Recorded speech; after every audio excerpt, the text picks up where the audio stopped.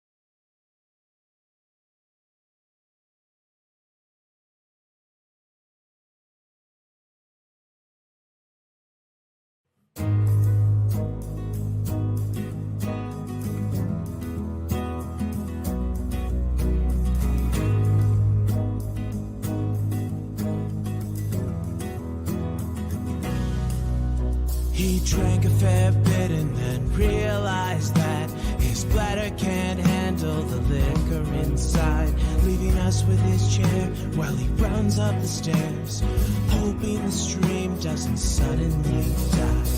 While we are waiting, we'll be laughing at you.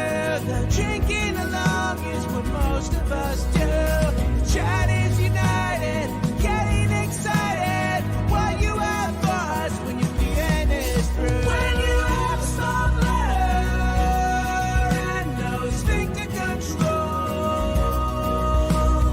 freedom of liquor doesn't mean freedom from soaking your drawers.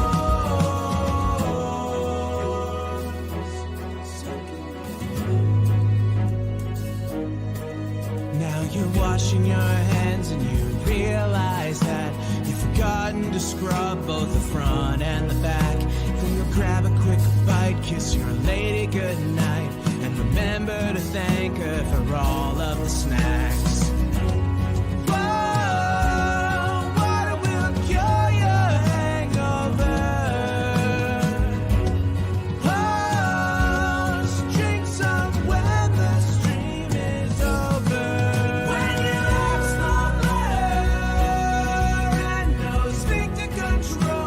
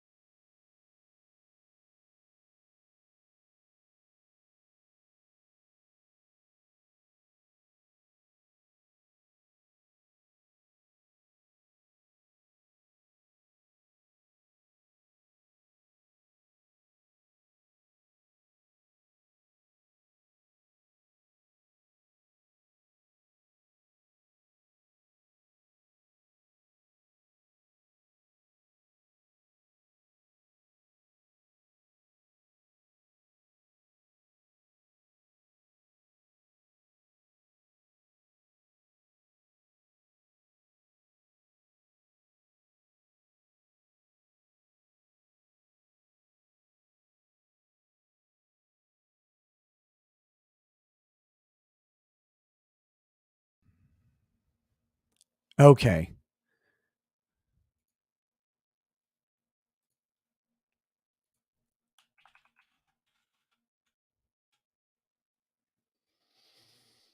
Give me a minute.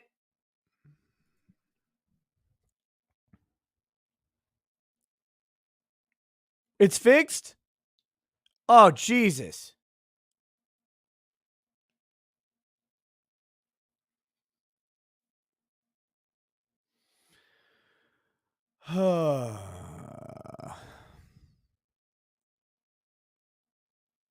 Let me see.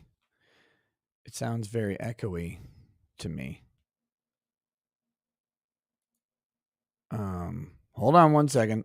Does it sound terrible? Because it does here.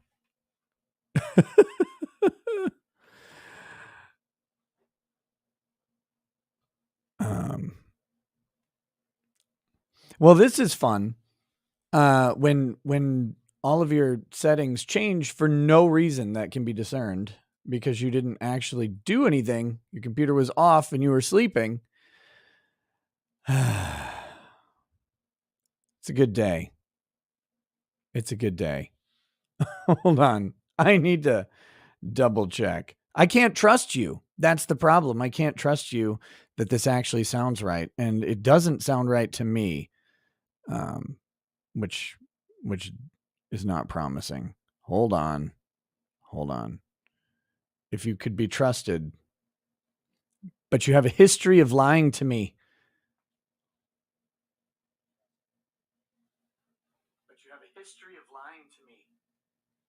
I guess it sounds right enough. Okay. Well, with that said, I'll figure out why my audio sounds weird over here later. For now, we'll just do this. Okay. Yes, thank you, by the way, for the tech advice. None of you know how my audio setup works, and it's different than it was even a week ago, which is why there's problems, obviously. But yeah, no. The long story short is one of the programs that it routes through was not functioning. I have no idea why. It doesn't matter. None of this matters.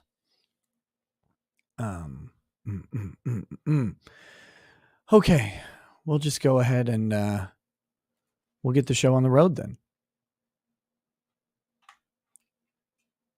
Yeah, obviously I don't know how it works either is correct. Yes. But no, something happened. The audio engine shut down. When I tried to switch it, it actually kicked me out of StreamYard. That's why I had to reboot my computer. It's a long story because StreamYard is, at the end of the day, stupid. Well, here we go. But the people are retarded. Replace the people with Streamlabs and you have the issue solved. God, I hate them. If the video conferencing on StreamYard wasn't so good, this would, I would never use it. I would literally never use it ever again because the audio handling is so bad. Okay. So, hey guys, what's up? How's it going? Welcome to Law-Splaining the Interwebs. I'm your host, Nick Recato of Recato Law, small law firm in central Minnesota. I hope that you guys are in a good mood today. I was in a fine mood. Now I'm doing adequate. I have 2 chat windows now? Is that how this works? Yes, I do.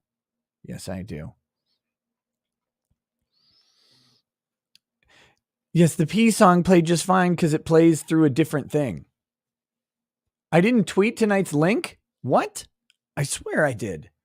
I think you're wrong. How did I not do that? That would really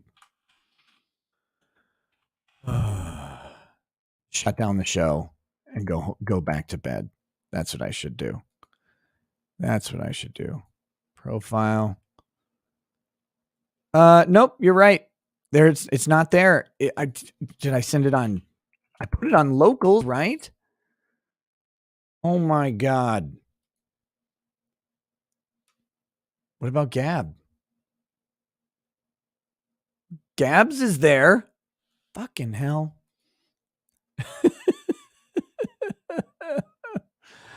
Oh my goodness. Here, well, let me tweet it. Tweet is somehow later and later than me.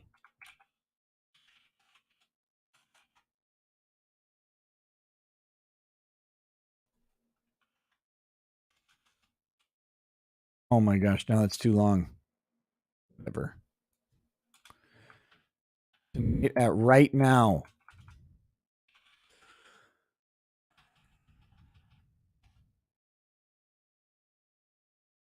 Can you guys hear my keyboard? Like a million clicks, clacks and everything? You're not really whining about it. So probably not. Oh my goodness. The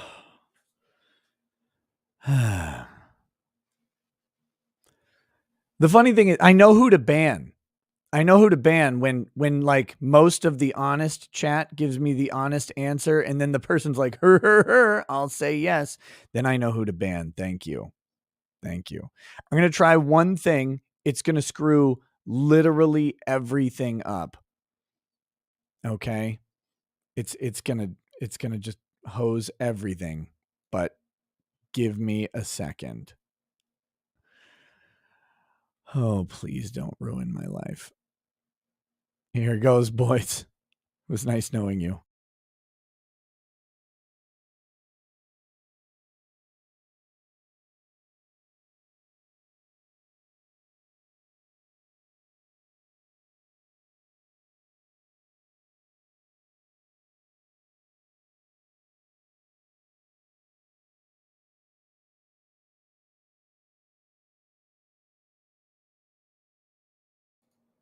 I can fix it. I can fix it this time.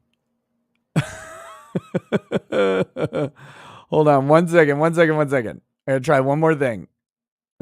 Try one more thing.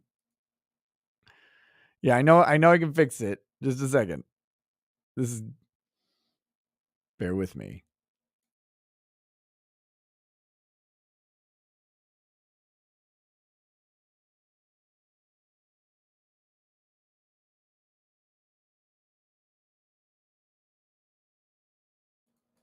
Okay, we're just gonna leave it. We'll leave it with the echo. It doesn't matter. The echo is on my end. You guys can't hear it, so it doesn't really matter. It's just really annoying. I'll work with it after the show. And I'll grab like a gun and point it at the computer. Okay. So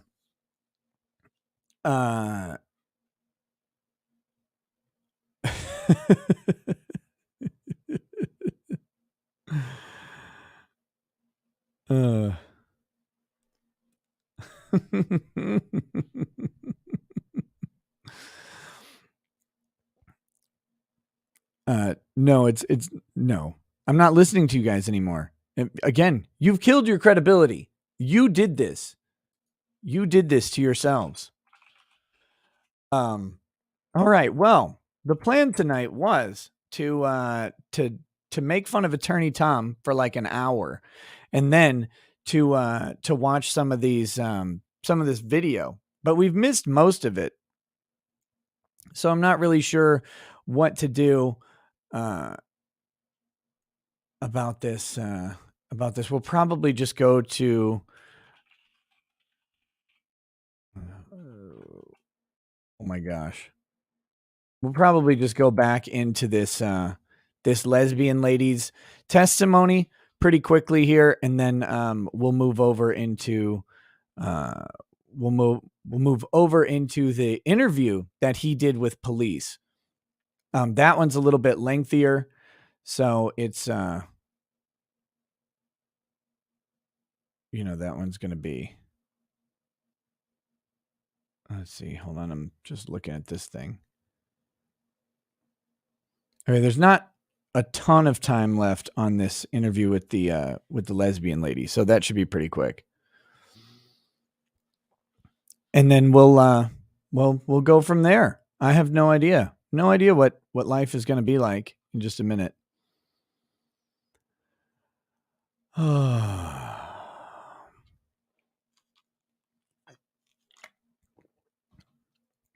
I tell you, there was a time in my life where the computer would have been out in the cold after this, after the audio issues that started up. What I'm going to do is I'm going to start with the super chats that came in before pre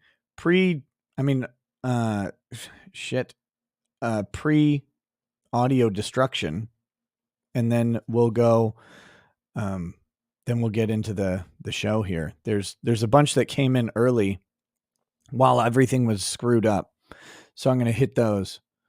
I'm going to hit those right now. Angry Baneling says, future me told me you were late to the stream. Well, future you was underestimating things. So there you go. The Real Hydro PX says, as a white person and a lawyer, how do you feel about American lowering its law standards for blacks? They don't lower the law standards. They lower the law school admission standards. And I don't know if it's specific to blacks in general. It's but there's a logical reason why they want to do this, right? There's a logical reason, and it's money. They want to fill law school seats. Not that they have a super big problem doing that, but just remember that everybody who gets into law school is $150,000 asset. Whether they get that money from an endowment, a scholarship, government loans, they don't really care. You know, that money gets paid into the school either way. And once people realize that this is a problem with secondary, post-secondary education in general, is that once you remember that all of these things are a business and that they're not really incentivized to be tough on people and throw them out and have high standards and all that stuff. They're rather incentivized to admit people in, and they're incentivized to have them have good grades, and they're incentivized, to get them into the workplace.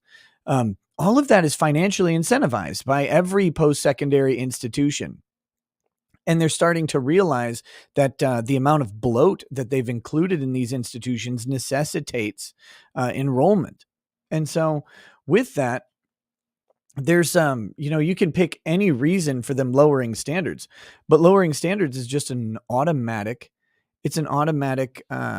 sort of idea of what's going to happen, because of course it will. You want more people in the building. And as long as, is this on? Yeah, it's on. Okay. Yeah, as long as you get more people in the building, more bodies in the seats, more checks coming in to the bank account. And that's that's an issue. It's an issue. As for lowering the standards, I don't really care in general. I mean, I'm not so sure that the legal system standards are all that good. They have the bar itself is actually a self-correcting issue, because the standards are kind of they're curved in some way. The answers are curved a little bit, so the standard lowers itself there, but it's less flexible than the admission standards, because the admission standards are chasing dollars, and plenty of people do fail the bar.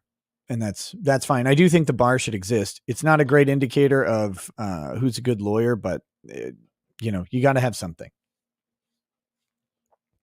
He also says, did you guys see Nate expose himself as an evil conformist Democrat who pretends to be a centrist tonight? Even Viva called him out. Ooh, wow. Sounds spicy. I know he was on Viva's show. I didn't watch it. I think I clicked on it for about 30 seconds, and then I went to go pick up my kids, and came home and immediately went to sleep. Austin Olson says, update on yesterday's chats. My wife gave birth to a healthy baby boy, 8 pounds, 5 ounces at 5:10 a.m. He's been eating and sleeping like a champ all day. Awesome. Way better than I've been doing. Phoenix Orem says, hey, Nick, I got a promotion and need to pass a test. Can you do a shot for me in celebration? Can you also get a shot for Pipkin Pippa? She summoned Susan by laughing at DC's horrible content. Godspeed, man. I hope you're well. I guess.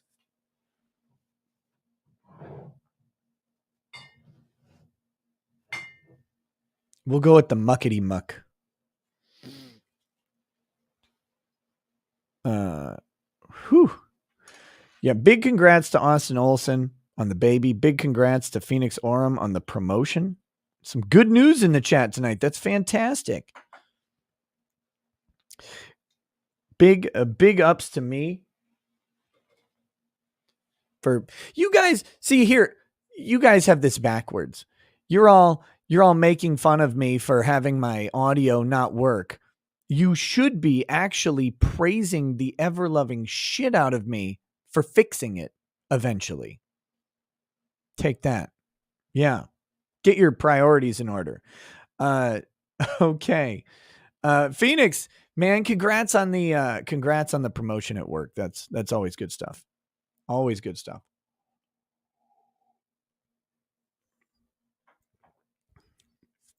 Angry Baneling says Future Me said we're doing movie night today. We'll see. I'm annoyed, so I don't know. I don't know if that works. Squizgar says I'm the glob glob glow gab galab. Angry Baneling says don't put the ear pods in raw again. Come on, man. Contrarian says Sonic Boomer. Drunk Shovel says Ty, your boomerang gave me time to get my drink. Oh, thank you. Yes. Rick Bitter says fire the nanny and hire a sound tech. Chicken noob. Again, I had the mic working fine on the daytime stream after the initial issue. And it was working. And then I came back down to do the show and it wasn't. That was amazing. Chicken Nooble says maybe if you lick the mic, the sound will come on. Patrick Allen says was almost on time and he pulled this boomer crap. Stephen Cooper says Charlie Chaplin over here with a silent film. Centrifugal Issues says, did you see where the YouTuber Alexander Television spoke at the Dallas Police Oversight Board about his liminal order issues and getting his wife's boyfriend out of jail? Yes, I did. He also, didn't he do like some COVID rap or something today? What? Nick Sex, what are you talking about? Discord notifications.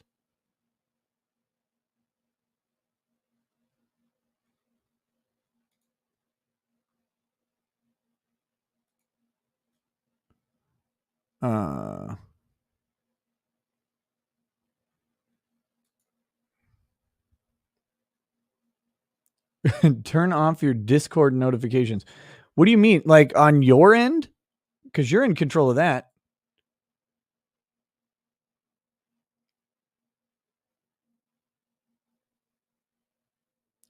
You're hearing 1 million Discord notifications and all my channels are red? Wait, was Discord coming? Was it coming through the audio here? Anyway.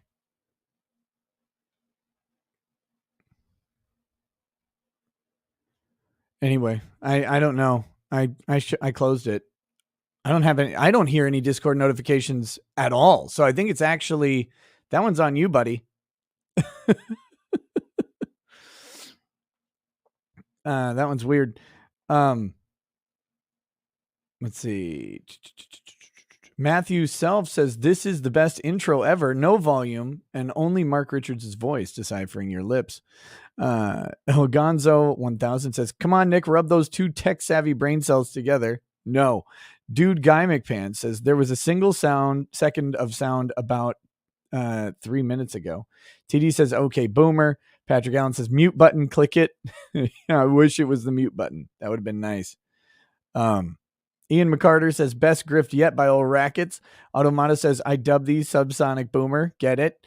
Kyver Dam says, no audio. Patrick Allen says, yay, Uber Boomer is back. Unclick mute and possibly validate input source and sound settings. Wrong. That was a wrong answer. Good try. Anybody else want to pitch random darts at the problem? Don't even know what software is being used. Philip Jopery says, here's a little scratch to help you hire some tech support there, Boomer. There's not an audio engineer in this stupid town. Ponton 21, check power to the mic, reboot, wrong issue, terrible, frankly. TD says, can we have a game show where boomers try to fix technology and the winner gets a breakfast voucher at Denny's? I'd nominate Nick. The best would be the chat getting to fix the tech issue without knowing what software it even is. Patrick Allen says, what the fuck did you do to the mic after the day stream? Decide to go all in after the lick last night? Yes. Actually, I just rubbed Vaseline all over the microphone and sat on it. That's probably what messed it up. Ken's counseling couch. Nope, it wasn't rebooting the DAW. Getting colder. I wish I tried that. That would have been an easy fix. Silver Coins Go Clink Clink says, nice mic, Boomer Nikki. Did you try to unmute yet? Maybe you should hire Drex as tech support. Oh, God. Evie Warner says, today on Ricada Law Tube, we will be miming all the law splaining. Pooh Zerker says, what is your best advice for a free daytime date to impress? I know you already answered this 3 times at the start of your show, but apparently everyone else's speakers are messed up. Godspeed, buddy. So the best free daytime date to impress.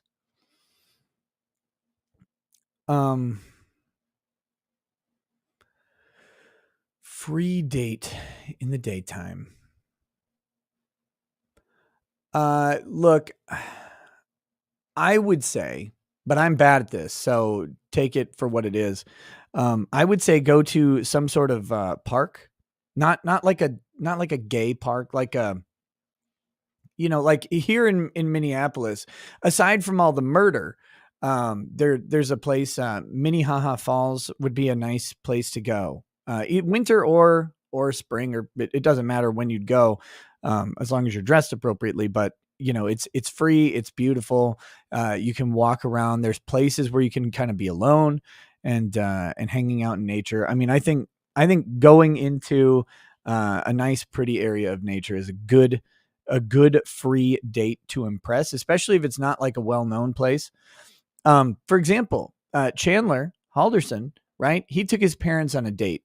He took his parents on a date to places where you would dump a body, for example. And that's free. That's free. That's just a nice rural Wisconsin farm, like just slightly into the woods under some foliage. It's a good place to lay them down. Parts of them anyway. But yeah, as far as free daytime dates, didn't do much dating. Like Lady Rackets and I we just hung out all the time. We didn't really go on many dates, but that's, yeah. Pooh Zerger says it worked. Now let's hope she's as hot in the daytime as she was at the bar at closing time. Oh, wait. So what worked? Oh, I get it. Very funny. Roxanne Shimsky says, Mr. Ricada, can you say happy birthday to my son Michael? He'll be turning 29 years old this month. He's the one who got me started watching the show. Peace. Hey, Michael. First of all, thank you. Thank you for getting your mom to watch the show. I don't know if you love her a lot or if you hate her more than anything for doing that, but I appreciate it very much. And a happy 29-year-old birthday to you. Congrats. Don't screw it up. Cheers, brother. Happy Shouta says we must burn incense to appease the machine spirit. I'm going to rub unguent oils all over it. The DN in next. So the DNI next says, do we need to get Bronca to help you with the sound? Law nerds need to meme this one. You earned it.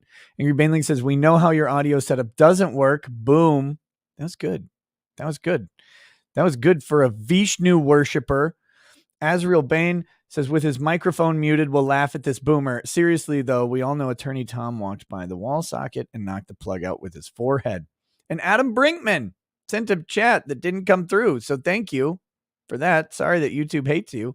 Stinar28 says, how do you think Chaz seasoned his parents? I'm guessing just salt, pepper, garlic. Probably why his neighbor thought somebody was having a pig roast. No, his girlfriend helped, so there's cumin involved. And you know that to be true. Cumin and coriander on top of that salt, pepper, garlic mix. And Squizgar2322 says, wait, free date. All the ladies I date insist on money up front. Very good. Okay. All right. Let's get this pulled up.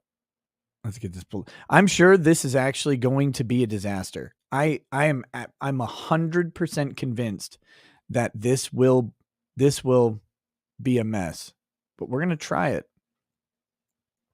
So here we go. This should be right where we left off.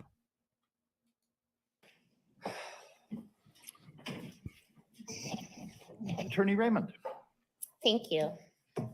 Cress, I'm going to approach you and show you a series of pictures of things found on your property and talk to you about those.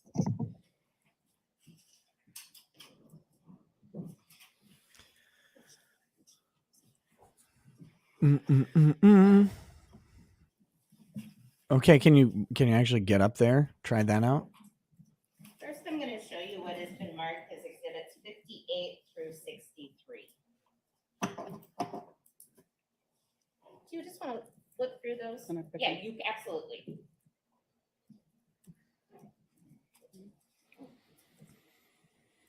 I wonder what brilliant strategy the defense has here. This will be good. I have faith in them to really get this right. I'm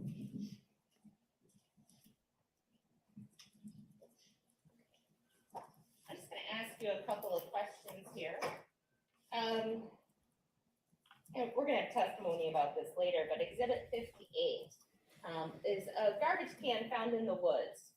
Did you keep a Rubbermaid or a black rubber garbage can in your woods? No. Terrible question. And Exhibit 59, what is that a picture of? That's an old, I don't know if it's fuel oil or gas. It's for scrap. I just haven't took it to the salvage yard yet. Okay. Did you keep any tools in Exhibit 59? In there? Yes. No. What is picture 60? That's the entrance to my driveway, and I don't recognize the car. There's a bag, and that's where I keep. Okay, briefly, we've talked about this on a couple different cases that I'm sure you guys either remember or don't remember. I don't know. It doesn't matter if you remember or not, but we've talked about a couple different cases where the job of the defense or the person on cross-exam is to ask leading questions. You want to ask leading questions with a pointed goal of extracting certain bits of information and nothing else. You don't want to give them an opportunity to say something damaging to your client, in this case, the defendant. You want to control the narrative. That's why you're allowed to do leading questions, because presumably if you didn't call the person, they're not as friendly to you as someone else may be. And so you get this chance to ask them a leading question and control what kind of answer they provide. Notice how they're not doing that here. She's asking open-ended questions, or the yes/no questions that she is asking are they don't seem to have an answer involved. Like, why would you ask the question, do you know, or did you have this on your property? Did you have this implicating murder item on your property already? Like, you disposed of this body, right? No, don't even bother. Why ask the question? Because their argument is that Chandler brought it there. Do you know the answer? Did you do the interview? Did you check with this person? Do you know how they're going to ask, or how they're going to respond? I don't think they did. Anyway, the defense on this one has been very bad, and it could, like, the simple explanation is just that Chandler is super guilty, but it is frustrating to see. Keep my recycling and my trash. And that bag appears to be a Target bag. I think so. I'm not sure. And 61 is a close-up of the same. Right. Wait, this is still the prosecution? And 62 Oh, this and is still the 63 are prosecution. some Never mind. You know what? items that were found in that. Ignore everything I just said. This is still the prosecution. I'm sorry. I get lost in whatever gravitationally challenged female keeps getting up to talk on this case. When the defense gets up and when the defense starts talking for like 5 seconds again on this witness, then apply what I said. Target bag. Did those items belong to your house? No, Did you throw those items away? no, And your father is 94, you said. yes, Only other person that lives there.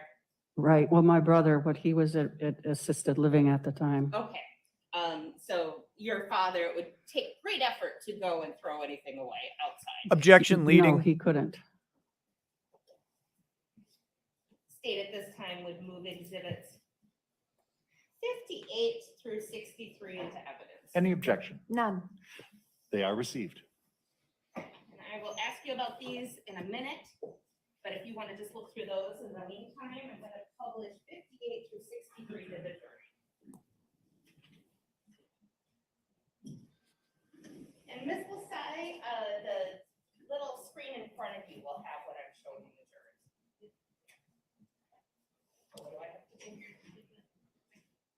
Thank you.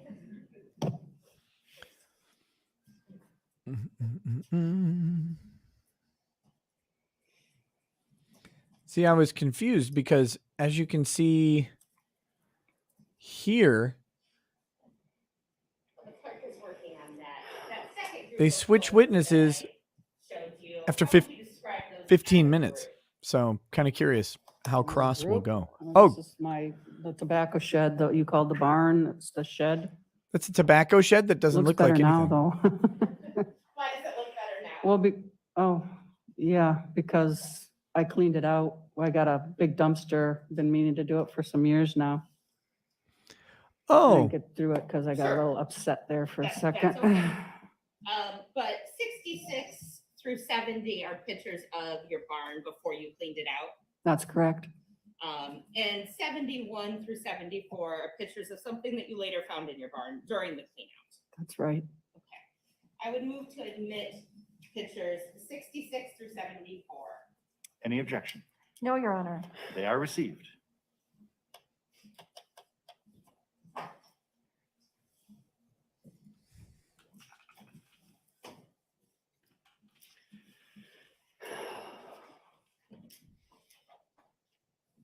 While you have identified the exhibits and testified about them, the ability to publish them to the jury requires the state to go through them with you again, but with the jury able to see those photos at this time. Okay, thank you. No, it's never perfect because of the glare, but how can they not get this right? Garbage can picture exhibit 58 that I showed you that was found in the woods, but it was not yours. No, And how would you describe exhibit 59? it's an old fuel tank that's been sitting there for a while. We're going to take it to salvage and you have to cut a hole in there so that they know you don't fill it with concrete or something, so they want to look in there. Okay. And again, you didn't keep anything such as tools inside of it. No, And exhibit 60, Bloody hacksaw blades. Did you keep those in there? is that a picture at the end of your driveway? right. And is this where you keep the garbage cans? Yeah, that's where I put the trash and the recycling. Now, during the time of this, in the first week of July, did you have an experience of your garbage cans being moved? No, not that I'm aware of. I don't recall. I don't even know if I took trash out that week. Okay. So you do not recall a day when they may have been at the road and then somebody put them back? No, I'm not aware of that. That's okay. But that could have happened, just meaning because Dulce sometimes, like if the trash is out and she goes out, sometimes she'll put it back and I don't know about it. That could have happened. I don't know. Sure, fair enough. But there's a Target bag here. Do you normally keep your trash outside of your garbage can? Yes, I No. do. I would have put it in the trash. Alright. That's exhibit 60. Exhibit 61.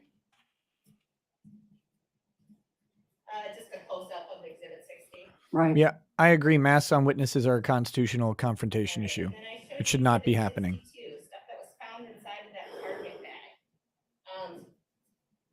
Some rags with the substance on them. Did you throw away those rags? No. And exhibit 63, just been separated out. You got to keep them separated. Moving on, exhibit 66. How would you describe exhibit 66? Well, that's the north side of my shed. And my little lawnmower. Okay.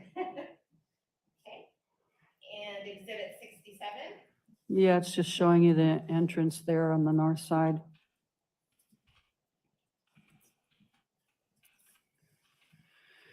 Exhibit 68. Yep, that's the messy shed.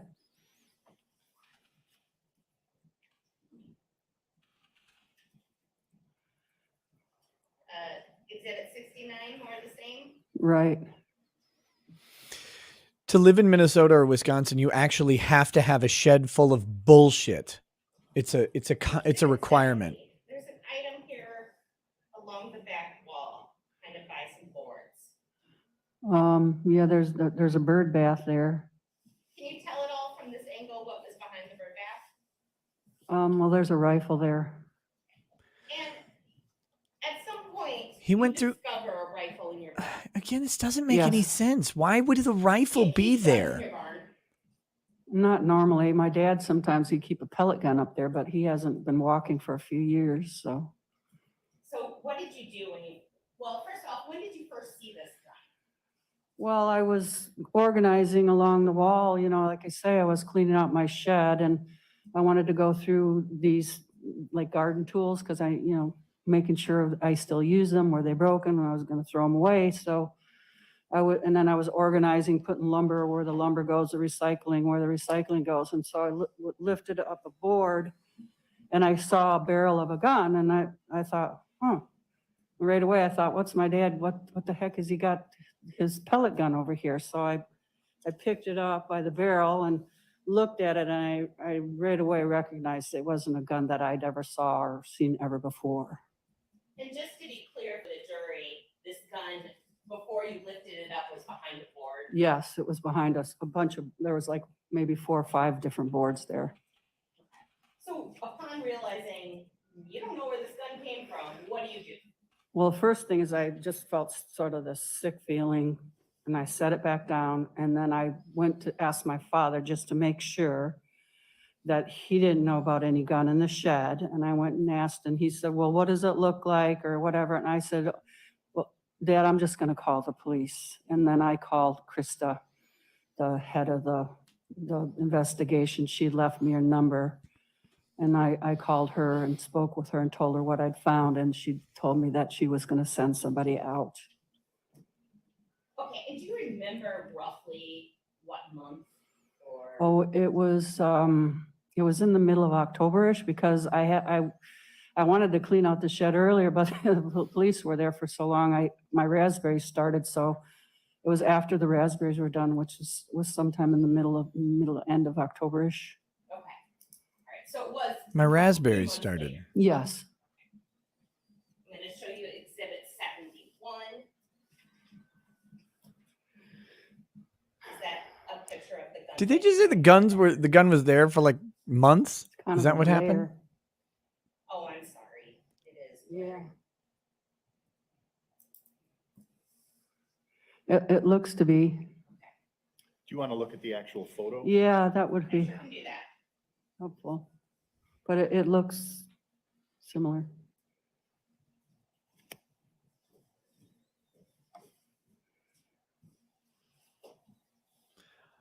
Man, I don't trust this at all. Yes. Hey, what's up, Sword and Scale? Ms. Raymond, if you want to. How you show that doing, to the man? jury as you walk You back following towards this the Elmo. case?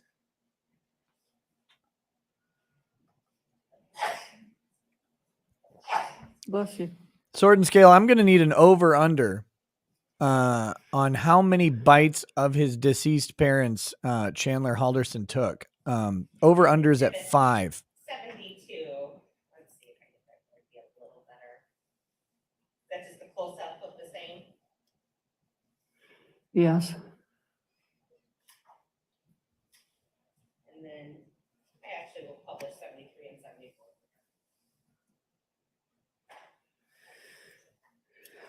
So did the police then in October, after you found the gun, come and retrieve the gun? Yes.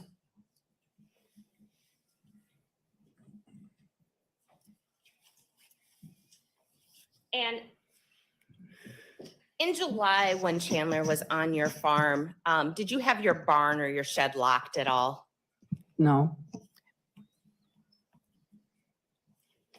No further questions. All Cross-examination? right. I can't wait for the Thank you. defense's cross. Good morning. I, Picking up where you just left off, do you ever lock or close up that shed or barn?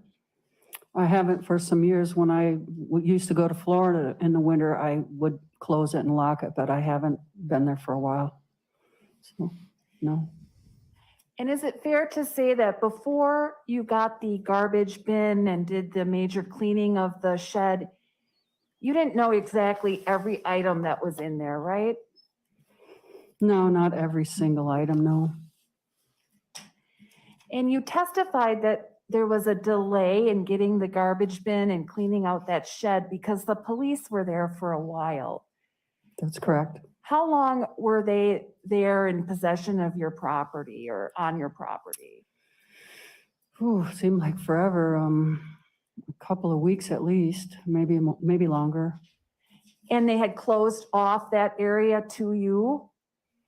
Yes, they got kind of upset every time I come up with a lawnmower because I couldn't even mow my lawn, and it was frustrating. So, but they pretty much kept me by my house. Well, if you mowed the They didn't really want lawn, me there might have been anywhere a around. body part in there. And was it your understanding that they were searching that area at that time?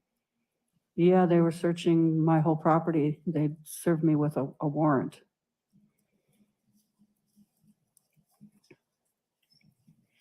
Now, moving back in time a little bit to 4th of July weekend, I think I heard you testified that Chandler Halderson was not acting like himself.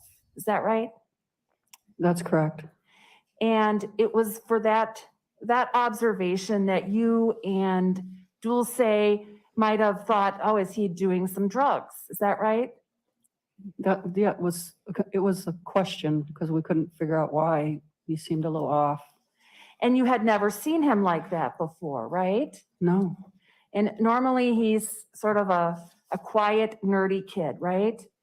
Yeah, that's a good description.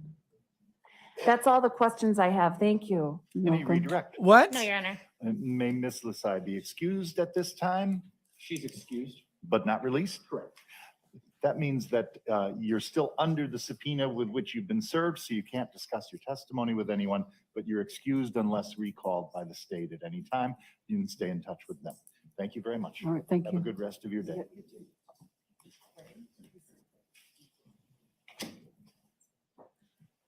The state calls Brent Faberstock. I mean,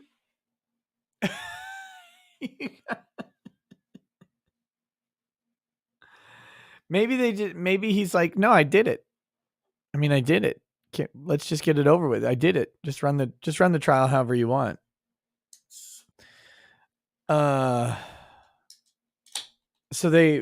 if you don't remember, they established that her barn was not normally locked, which would, I guess, make sense if they couldn't directly tie the SKS rifle to Chandler, right? Like if the rifle was a mystery, if it came from somewhere that no one knew, you got it. Well, we don't even know where this gun came from. I mean, they're just assuming that it's him and his gun. No, this is his gun.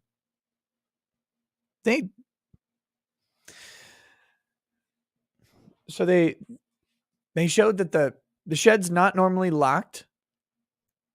They showed that the police looked at it for a very long time at the property all over. It's a big property. It would take a long time for them to search it. And they showed that that Chandler was a nerdy kid, quiet, nerdy kid. Great. Fantastic. Very helpful.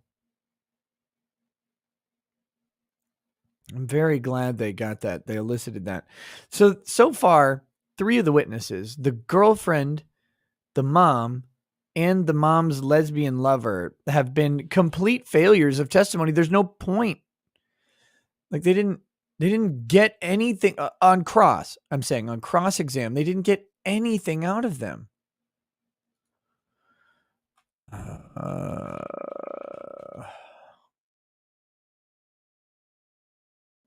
Wow. All right. Well, we'll just switch over to the defendant's police interview part 2.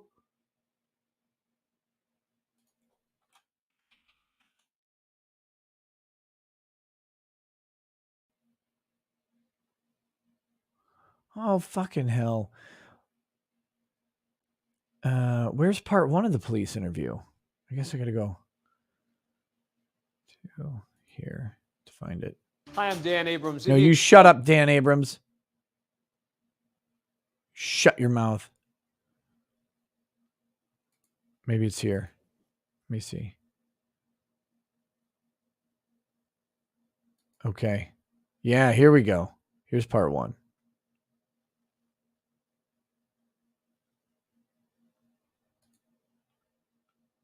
All right.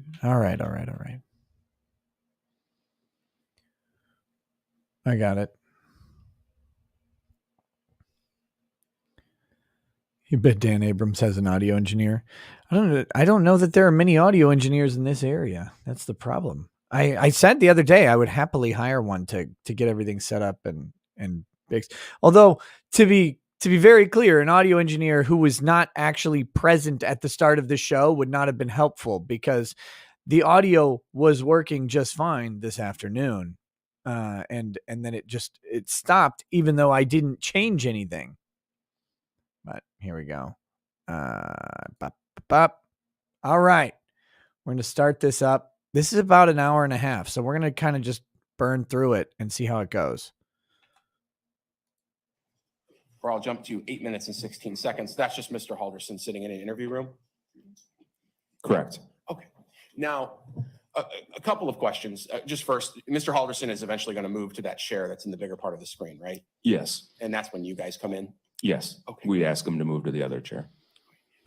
Get in the other chair, you pussy. Left screen at this point. Mr. Halderson's there. It looks like he has a water cup on the table. He does. Okay. He's not handcuffed or chained to the floor or anything like that, right? No, he was down there consensually at that point. Okay.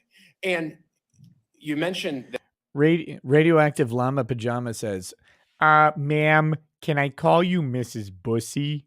Ms. Bussy, did you testify that you do not, in fact, leave your barn doors open?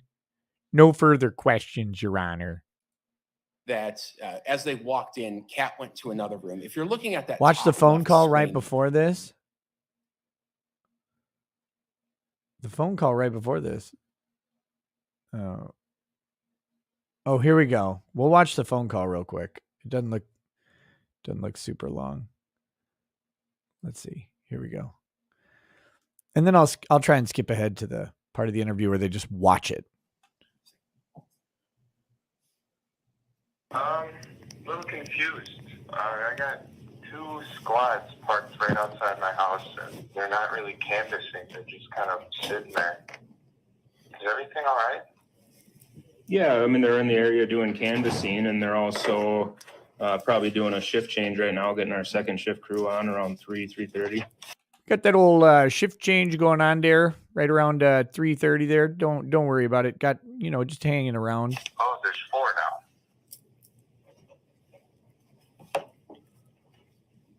Something going on that we need to know? Well, they're probably doing reports. They're probably doing shift change. They've been going around trying to get a hold of neighbors, so I'm wondering if they're in the area trying to catch people now that they're coming home from work. I'm not sure. I haven't talked to any of them in just a little while. All right.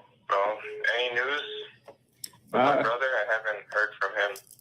No, as far as I know, they're still on their way up north. A couple hour drive, so he's probably halfway into it, right? Yeah, I suppose about. Yeah. Any news on your end at all? Have you gotten any phone calls, text messages? Gotten any messages other than from concerned parents. I can't, there's no mail. I got a my mail. Okay. Is that normal? Are you guys getting it at least? No, we don't put a hold on people's mail. I've never heard of that happening before. There's a hold on my mail. There's a ticket in there. All mail held at the station is what it says. Okay. Yeah, nothing done by us, that's for sure. Because I'm going to need my medical bills. Yeah. Yeah. No, we wouldn't put a hold on people's mail, and typically only the people that live at the address can do that. Did your parents put a hold on the mail? Does it say who put the hold on the mail?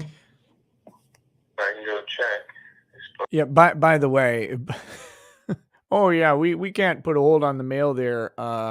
You know, it's that's not for real. For real. Please can't put a hold on it. Really? We're going with that one. That's the one we're going with. Okay.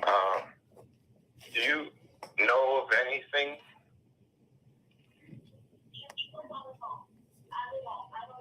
So, I don't know. It's kind of stressful. Sorry, so there's nothing new going on? Not that I'm aware of. All right. Yeah. Who's there?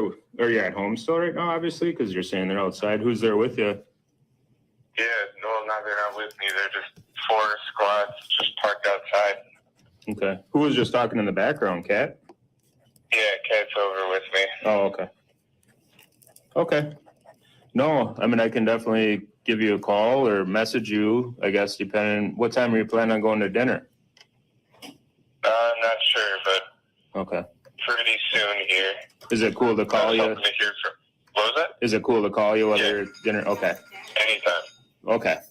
Well, I'll keep you posted if I hear anything. I mean, obviously with the mail, that has nothing to do with us at all. I've never heard of a detective or law enforcement agency holding somebody's mail. You know, and then as far as everybody in the area, you know, you kind of had to figure we were going to be in the area all day today. Yeah, I was just wondering why there were 4 cars instead of the canvassing. Yeah. Oh, any news about that blue house with the big cameras? The blue house with the big cameras. Is that the one across the street? Yeah, across the street, kind of in the corner. It's a newer house. I haven't talked to. I stopped by their house.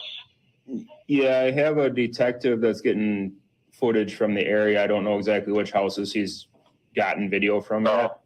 But yeah, Sounds like they downloaded all of it and already have it at IT. Oh, okay. So he's probably reviewing it now.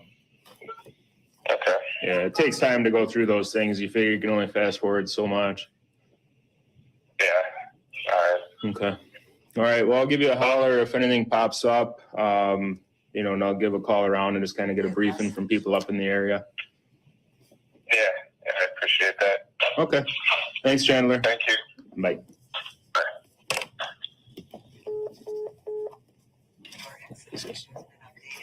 Couple of questions. Solve one thing right away. This issue with the mail, what was that about? Chandler told me that he received a ticket in the mailbox that the mail was being held. And did you later learn that that actually was true? I did. Yeah, law enforcement does not have the ability to hold somebody's mail. So I didn't know exactly what was going on there. Throughout the investigation, we did learn that the Windsor post office. I mean, a search warrant on the mail. Okay. Had heard of the missing people, Bart and Krista Halderson, and put a hold on the mail for them at that point. That had nothing to do with you guys? It had nothing to do with us. Okay. I mean, it may have had nothing to do with them, but it's kind of like as weird for a post office to put a hold on the mail because someone's missing. Okay.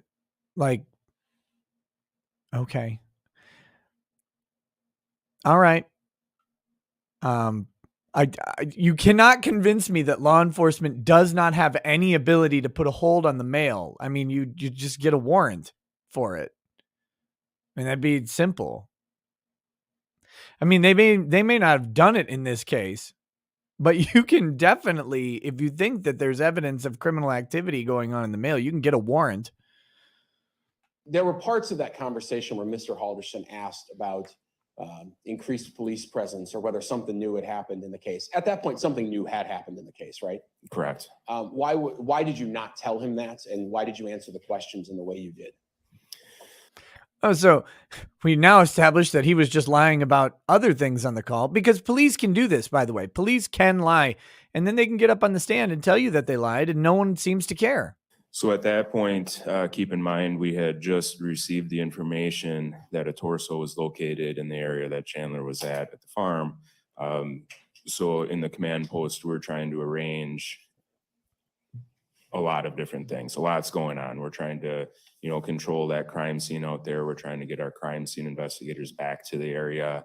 I'm trying to get detectives out in the area of the Oak Springs home.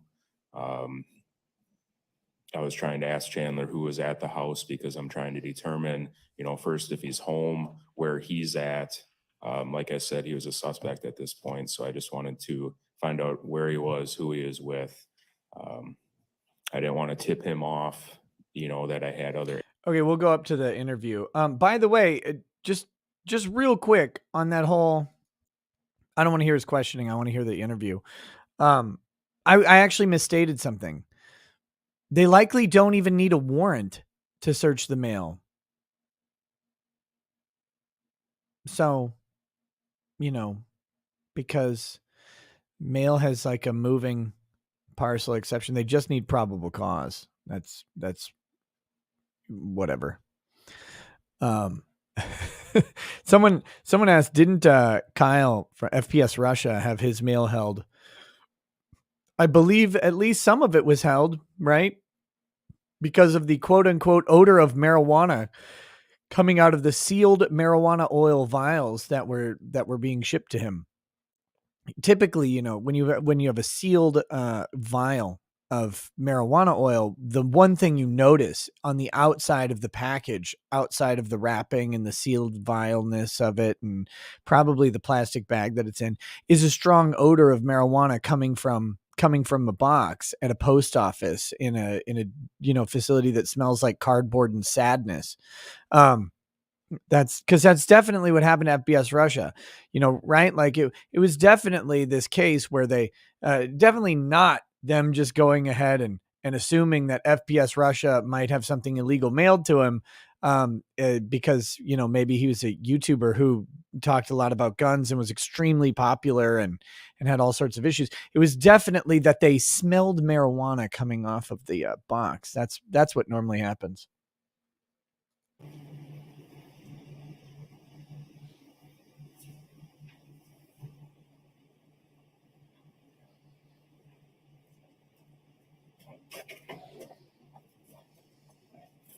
Hey, Chandler, how are you doing? Not good. Good. Would you guys switch spots? Yeah. Can I sit in that red chair? Yeah. What's it, up this water? Yeah. Water? Okay. Here's an extra check. Okay. What's going on? All right. So we're just going to talk to you a little bit more, okay? Let's write some stage here. The other one. All right, just so you know, I'm gonna record stuff, okay? It just helps me remember everything and picks up everything that we talk about. All right.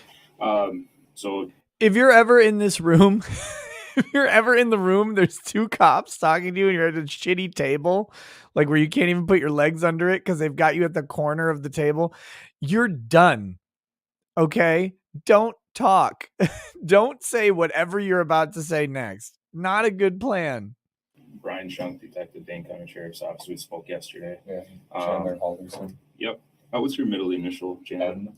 Amazon Michael. And then your birth date? 3/15/1998. Got it. And then your cell phone I already have. We've been talking on that. Yes, so this is Chandler. Obviously, we're here. We want to talk a little bit about your parents going missing, right, Krista and Bart? Before we get started, just because you're up here, okay? So I'm just going to read you your constitutional rights.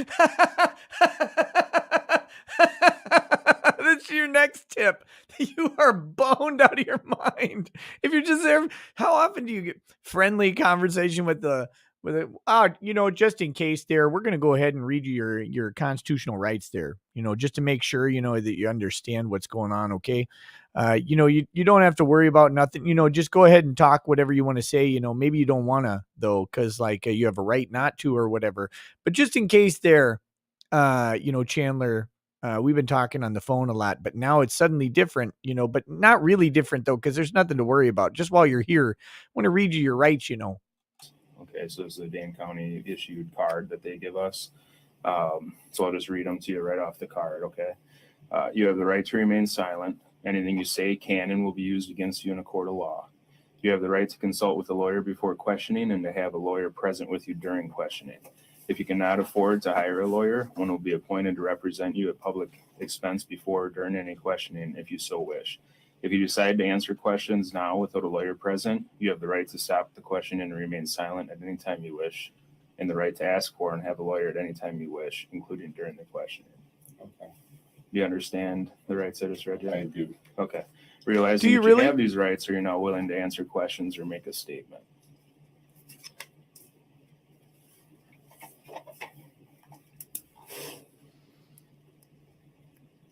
No. That's your answer.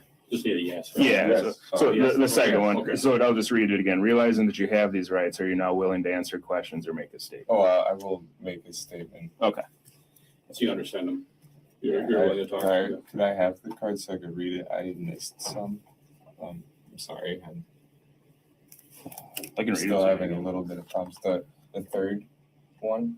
I'll read it. We'll start all over. Yeah. We'll just read them all again. Yeah. There we go. All right. So you have the right to remain silent. Let's just go ahead and redo it. It's fine. Just go ahead. Make sure he understands them. It's very important. We want to make sure he knows exactly what's going on.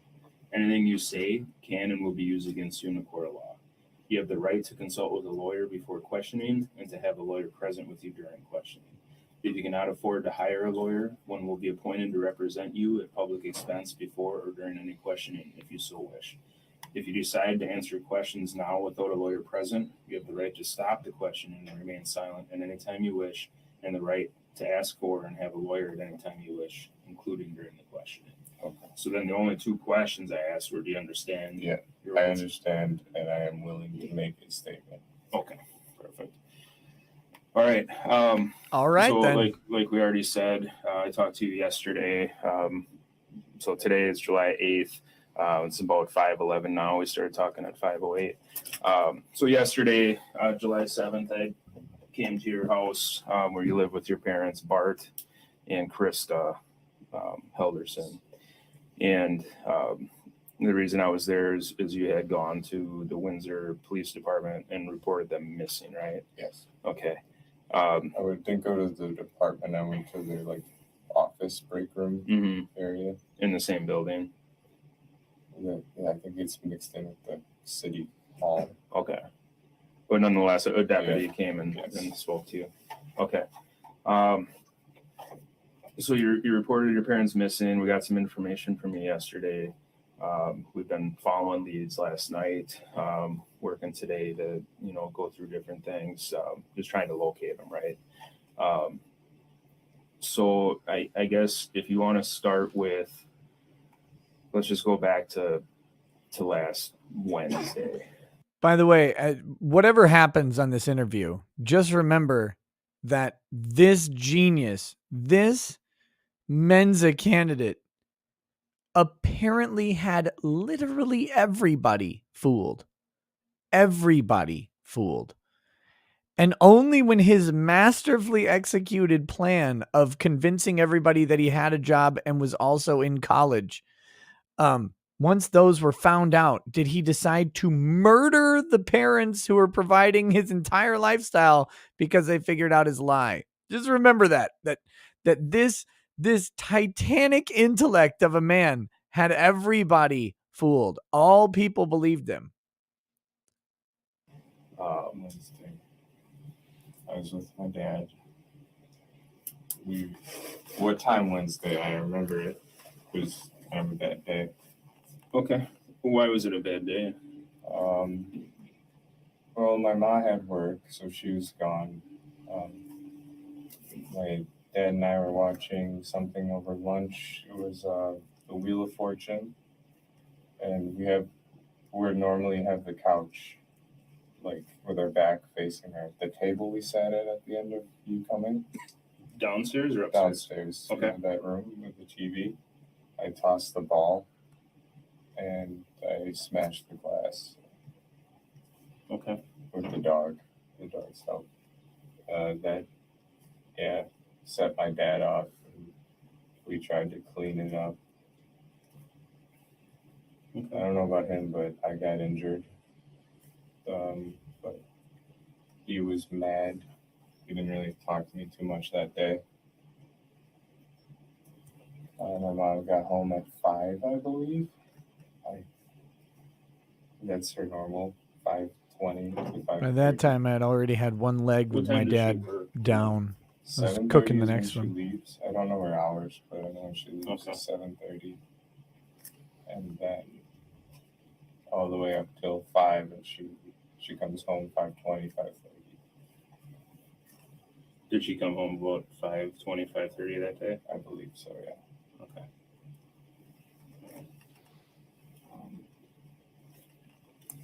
So you guys are downstairs, just to touch back on that quick. So the couch. So yesterday when we were down in your basement, the couches were in a bed. He helped me put them in a bed before. Okay. And Thursday, but they put it into a bed so I could sleep near the bathroom, and the dogs sleep in that floor. So okay, they'll be a lot better if they're sleeping on that floor. Downstairs floor. Yeah, just cooler for them or something. Kind of, yeah. Probably. Okay. All right. So you were tossing a ball. What type of ball was it? It's this gross, hairy tennis ball that Rizzo loves. All right. Just like a green tennis ball, like a normal. Yeah. Normal. Okay. With the squeaker, not like a tennis racket ball. But they don't chew those. My dog chews those out of any tennis ball. They just chew the squeakers out and then they don't play with them anymore. All right. So you're just tossing that around. Broke the fireplace glass. You said you were injured. What type of injury? I got a pretty deep hole in my foot. Last night, Mary looked at it and she said the reason it keeps bleeding is because there's glass in it. Oh, So, that's you showed us your toe. Yeah, I showed the detective leaf. Yeah. Yeah. Okay. Yeah. So that one, it could be infected, is what she's thinking, but Neosporin's been helping. Okay. Good. Are you soaking it in warm water? Best you can. I know how, I guess. Yeah. Okay.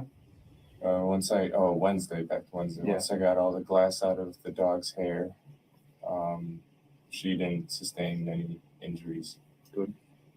Nothing even on her nose. She got it with her shoulder bone, I believe.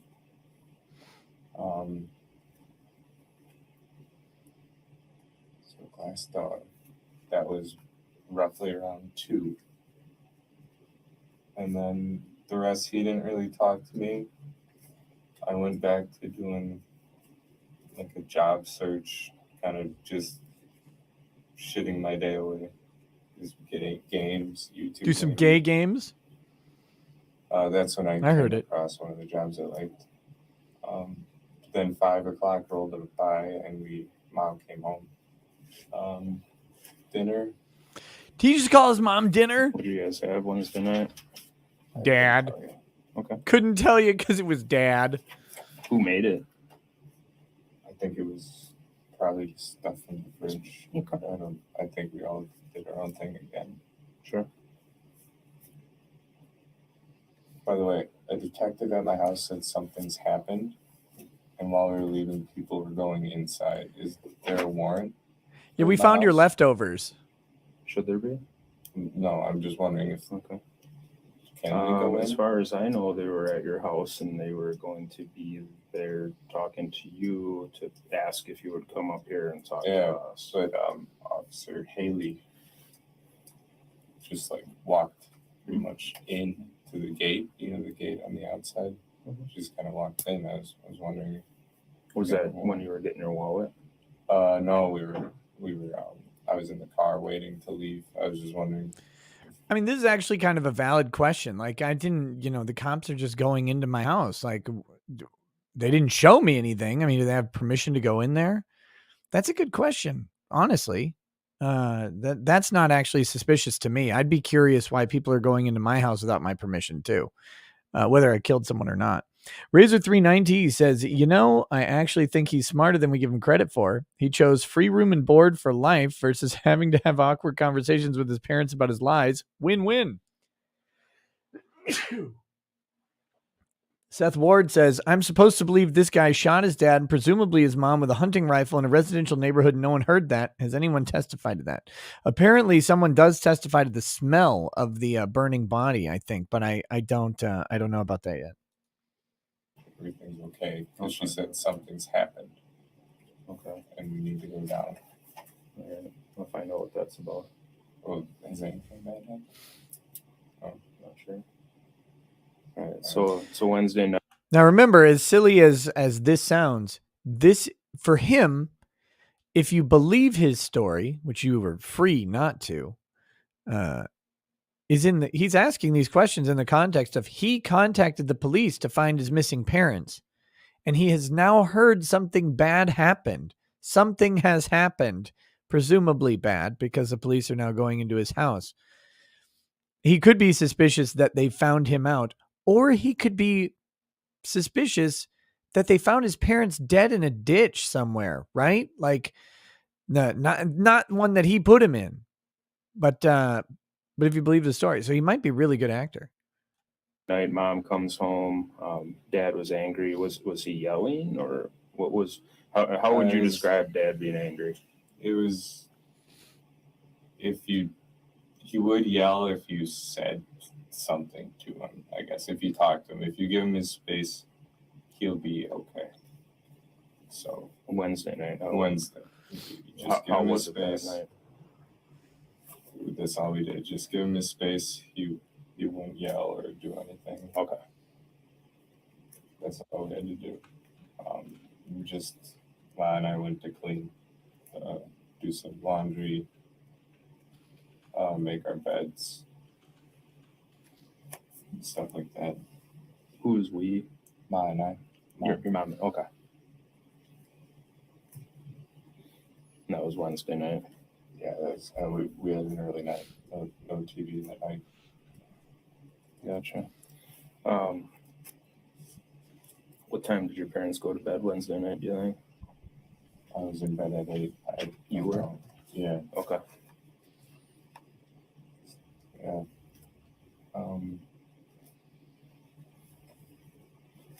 I couldn't tell you when they went to bed.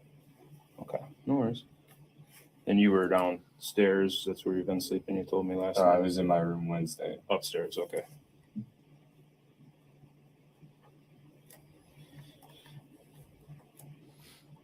Gotcha. So in the bedroom upstairs, and then you slept downstairs. Why have you been sleeping downstairs again? You told me last night. The bathroom's right there. I need to be close. These stairs, I can't see too well in the dark now. So. Yeah. Gotcha. And just like last night, I'm jotting some notes quick. It doesn't mean one thing is more important than the other. It just means that I need to remember stuff, and sometimes right. Gotcha. All right. So, did you sleep with your door closed that night or open? Oh yeah, I always have it closed. Closed door. Yeah, makes sense. I feel like they argued a little bit after. Parents did. What were they arguing about? Probably what set my dad off that day. The glass. Okay. Us not having food ready.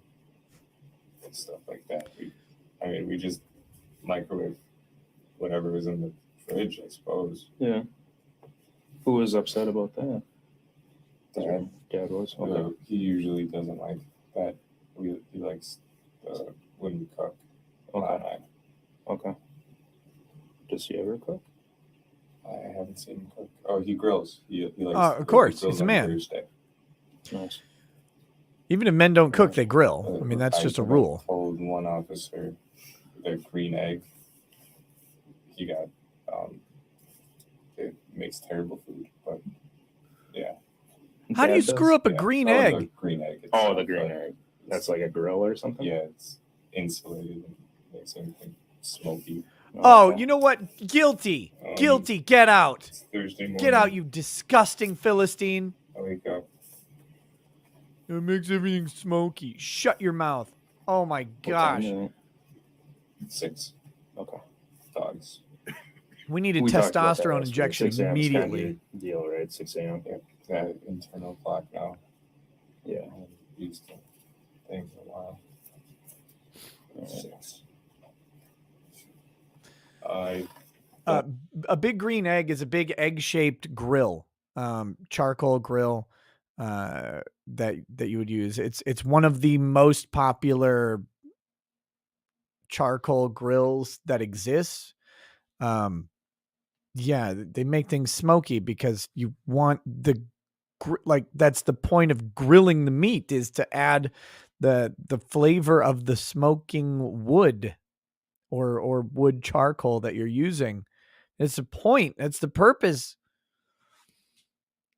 Just microwave your steaks, bro. I went off and eat breakfast. So I kind of just stay in my room on my phone. Help my mom out getting ready in the morning. She left for work at 7:30. I got her whatever she had to do. What was it? It was meaningless tasks, like just daily pillowcase changes and sheet changes, stuff like that, in the morning. Before work? Yeah. That's what we always do. And she's gone. My dad starts the grill around 8:39 in the morning. To get the temperature right. Was she working from home that day, or? Yes. Okay. We ate the grill. Nothing really happened between that. We kind of either were outside with the dogs from the lighting of the grill, him going in, taking a couple calls now and then, or emails or something. Mm-hmm. But we just kind of watched the grill and waited to get it set steady at hamburgers for $3.50-ish. Okay. Then we just kind of waited for the burgers. And then we ate noon 30. Noon 30. 12:30, sorry. Sure. Then we went inside and had our TV show again, Wheel of Fortune. So it was on around our time for lunch. Or was it Family Feud? The Family Feud was Thursday. Family Feud. Where'd you guys watch that at? Downstairs? Same. Okay. Did you guys have a TV upstairs? I don't remember. No. Okay. Not allowed? No wonder he killed his parents. Sorry, I'm really trying to work the memory. That's fine. Then, we went to go do our own things. I went back to a little bit more job searching. This time I branched into DeForest instead of just Windsor looking. He went back to work. We planned on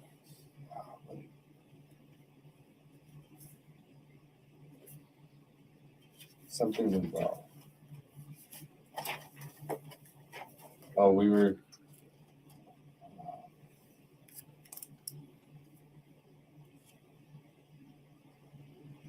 I don't know, something went well for him. So that's all. Then we were hanging out again. My mom texts.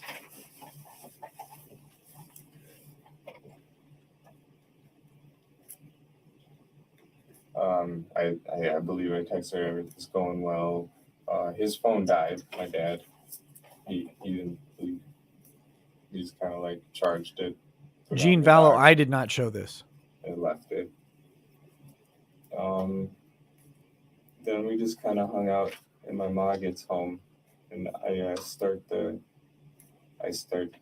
shrimp scampi for my dad because that's what he wanted, but we didn't have shrimp, so I made shrimpless scampi.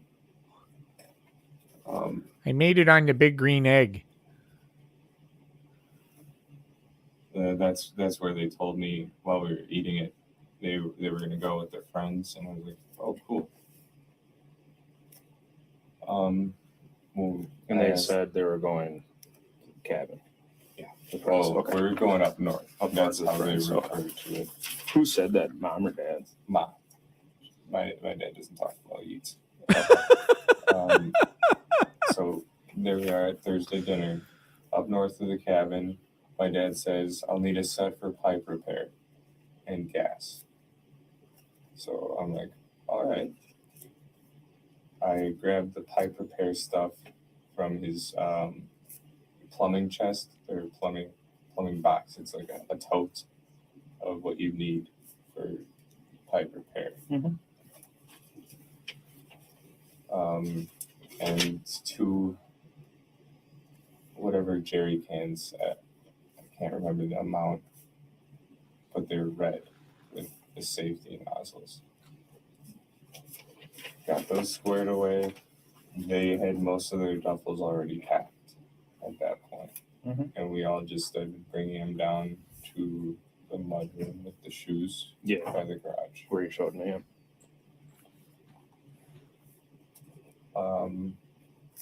After that, we watched. Oh boy.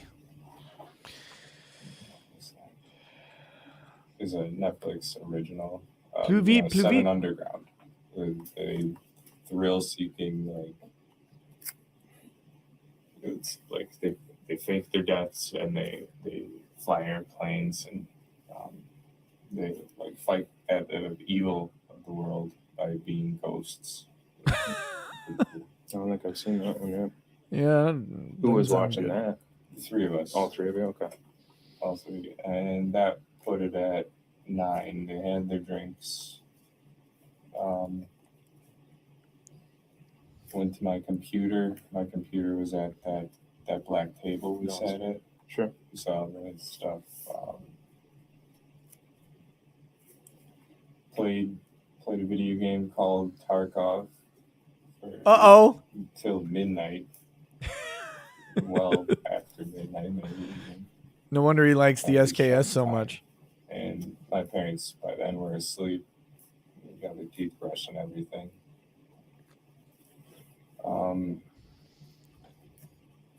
Then I got upstairs. Oh, that was Thursday. Yeah, so I did. So we got the bed all set before we played Tarkov, and that's when I crawled into bed from the black table. So after our movie, we set up my couch bed and the pillows for the girls. Who helped you set the bed up? My dad. Dad, okay. Yes, he knew he was leaving and I would need that. Friday morning, I woke up. They had left with the stuff was all set out. He's just going. Notice I'm just going to tell him a whole story. I found an entire story set up for him. Folding chairs that they wanted to bring, but they never brought them. Assuming they could fit them. They're big. So I put those away.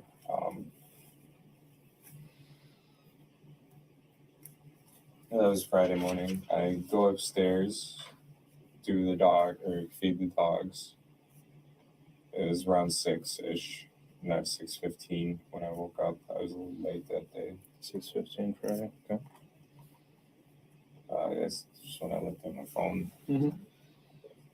Guys, I legitimately got an email the other day from a guy who said, I know this guy plays Tarkov from the SKS. That's what he said. That's it. He's like, this guy was playing Tarkov. I know he had to be playing Tarkov. That's it. It's amazing. Amazing. Dogs. Saw my ma's note, the insurance for my appointment. I just ate whatever's on the counter. I think it was cornbread.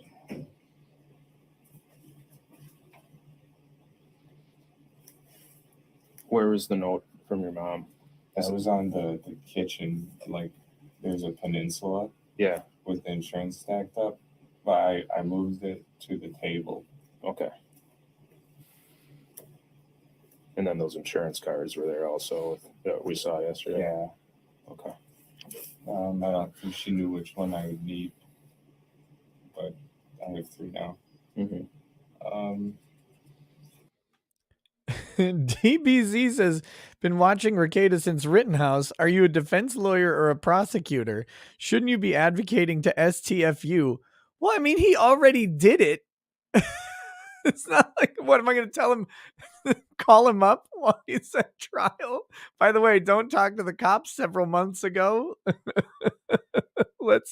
Let's get the bad guy, but innocent people are convicted due to talk all the time. This testimony is a teachable lesson. What the fuck?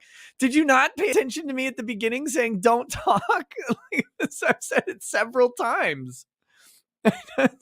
This guy's sitting here yakking away, constantly talking about how this guy shouldn't be saying anything. Oh boy.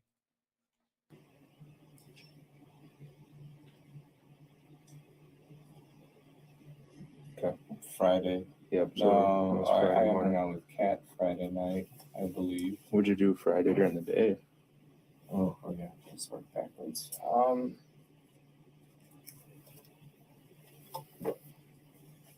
I kind of took the day away. I played video games. Okay.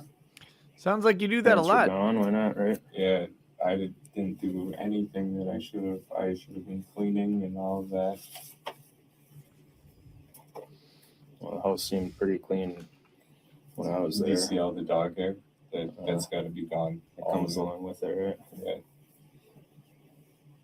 All right. So Friday during the day, just played video games, kind of. Yeah. Then after work, I believe that was the day Kat came over. After whose work? Kat, she is Oh, after her work. 5 is her work when she was off. I believe she came over.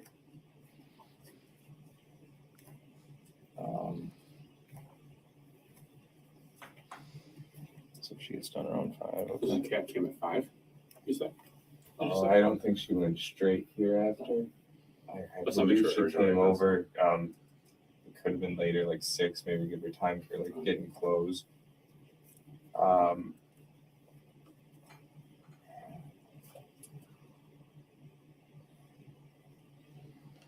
This was after work, you say? Where's she work at? She works downtown Middleton. Oh, Is a farm tech. okay. She, I believe she stayed with me on that couch that night. Come on, homie. Pick it up. So she spent the night over. Yeah.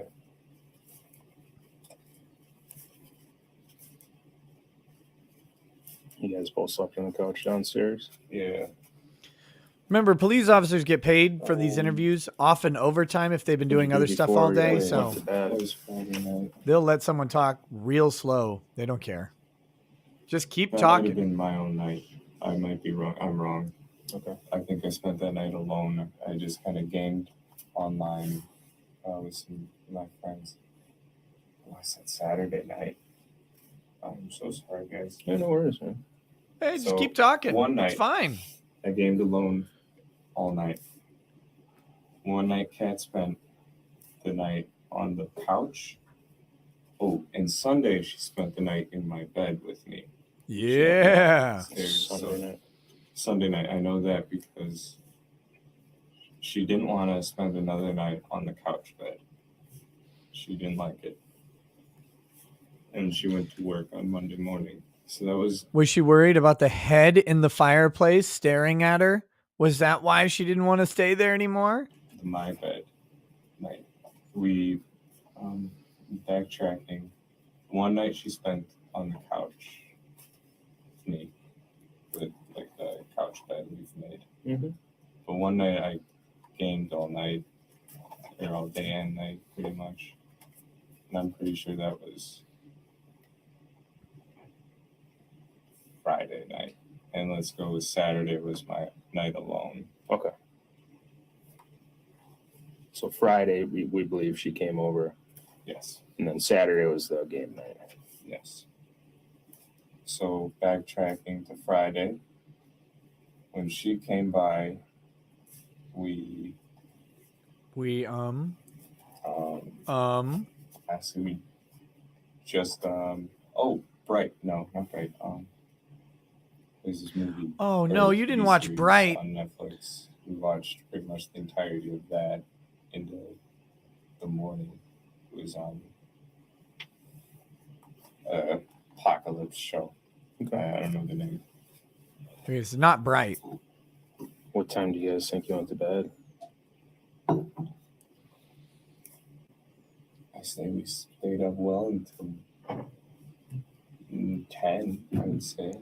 PM? All the way to Yeah. 10 p.m.? Gotta be. Oh at my least. God, these rebels.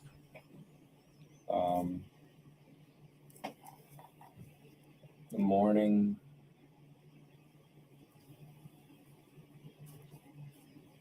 Saturday, we didn't do much. She left. This is when I'm really starting to notice my legs. Okay. I'm kind of having that.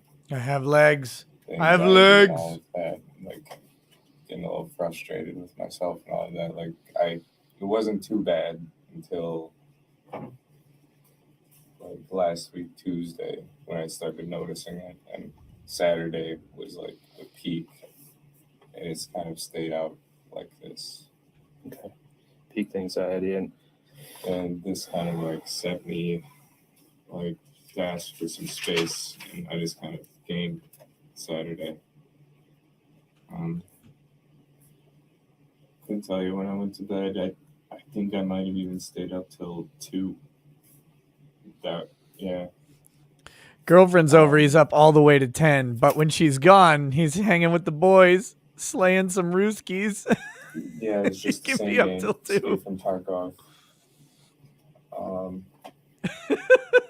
I couldn't get a hold of any of my friends to play with, unfortunately. I played like some here and there from Discord, but none would like, stick around for that late in the night. Sure. Then we get to Sunday. It's the 4th. Judge, I'll give the court reporter a moment. I'm pausing the video at what's on the screen as 17:37:33. What's actually time played as 41:58. It is 10:30, the traditional time for the morning break. We'll go ahead and do that, ladies and gentlemen. When we come back, we'll finish up the video. Oh my gosh. This guy is just like, even if he were innocent, he's burying himself. You cannot just sit there talking about, don't do this. Don't do this. Don't sit and just yak and yak and yak to the police. Oh, you're just here to help. You know, everything's fine, probably. General Isimo says, follow up. I did have the coof. I slept for 3 days, then felt tired for 4 more. Fever dreams are bad, but I'm totally fine now. Unrelated question. Did Kool-Aid and Richards defend Trump against impeachment last week? Kool-Aid and Richards defend Trump against impeachment last week. Oh, yes. Yeah, that happened. Yep. That definitely did happen. Master Blaster says, if I ever murder my parents, I'm staying up till at least 11:30. This fucking guy over here thinks he's smarter than the cops. Okay, hold on. Let's see how much of this is. All right, here we go. We'll get back to the interview.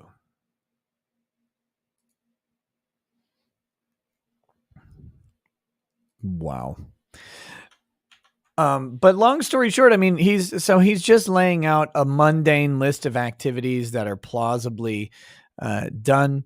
He just keeps talking. He just keeps talking. There's no reason for him to say any of this. He's been read his rights. He should know that right now he's in the worst spot he could be in. Exhibit 119. In the morning, I'm a little worried about my family. I think I called my mom. Oh, throughout I've called, I don't know the times though.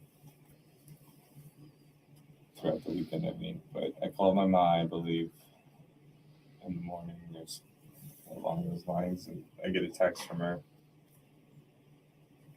It was a text message. It wasn't even my message, so I assumed. She said White Lake today. So she sent it that day. I couldn't figure out where she was because it was a text. There was no iMessage. So I kind of just like left it at that. They're safe. They're alive. Then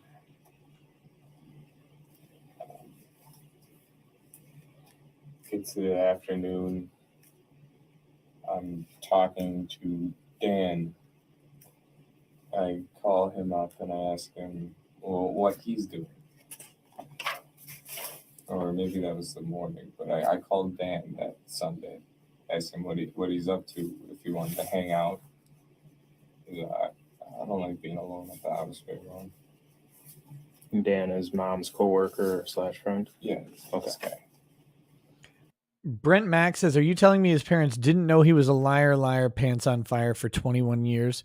See, this is where the disconnect of him being solely responsible for this. This is where it comes from me. The prosecution's theory is that his parents found out that he was lying about having a job and going to college. And so he killed them because they found out about the lie. Now, I mean, that could be, I guess, maybe, but it doesn't seem like it to me. Like, that's just a little extreme. I'm going to need to know what caused this guy, who has presumably not killed people all over the place for 23 years. What makes him think, oh God, my parents found out I lied to them this time. Now they must die / be chopped up. Die / That is a disconnect for me. And I'm not satisfied with what the prosecution has done. Now, it makes more sense if Kat is involved. If there's something about collecting insurance, if she's, egging him on about, even if he's the guy who did it, if she's talking about how terrible they are and how oppressive they are. I mean, just like, oh man, they found out I lied. Blam, blam. So I started blasting. I don't buy it yet. I don't buy it yet. I want to know what the story is. Go over there. He invited me for fireworks in his driveway.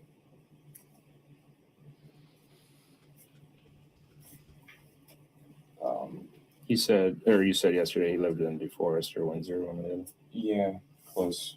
Okay. I can point it at a map. One or the other, I think.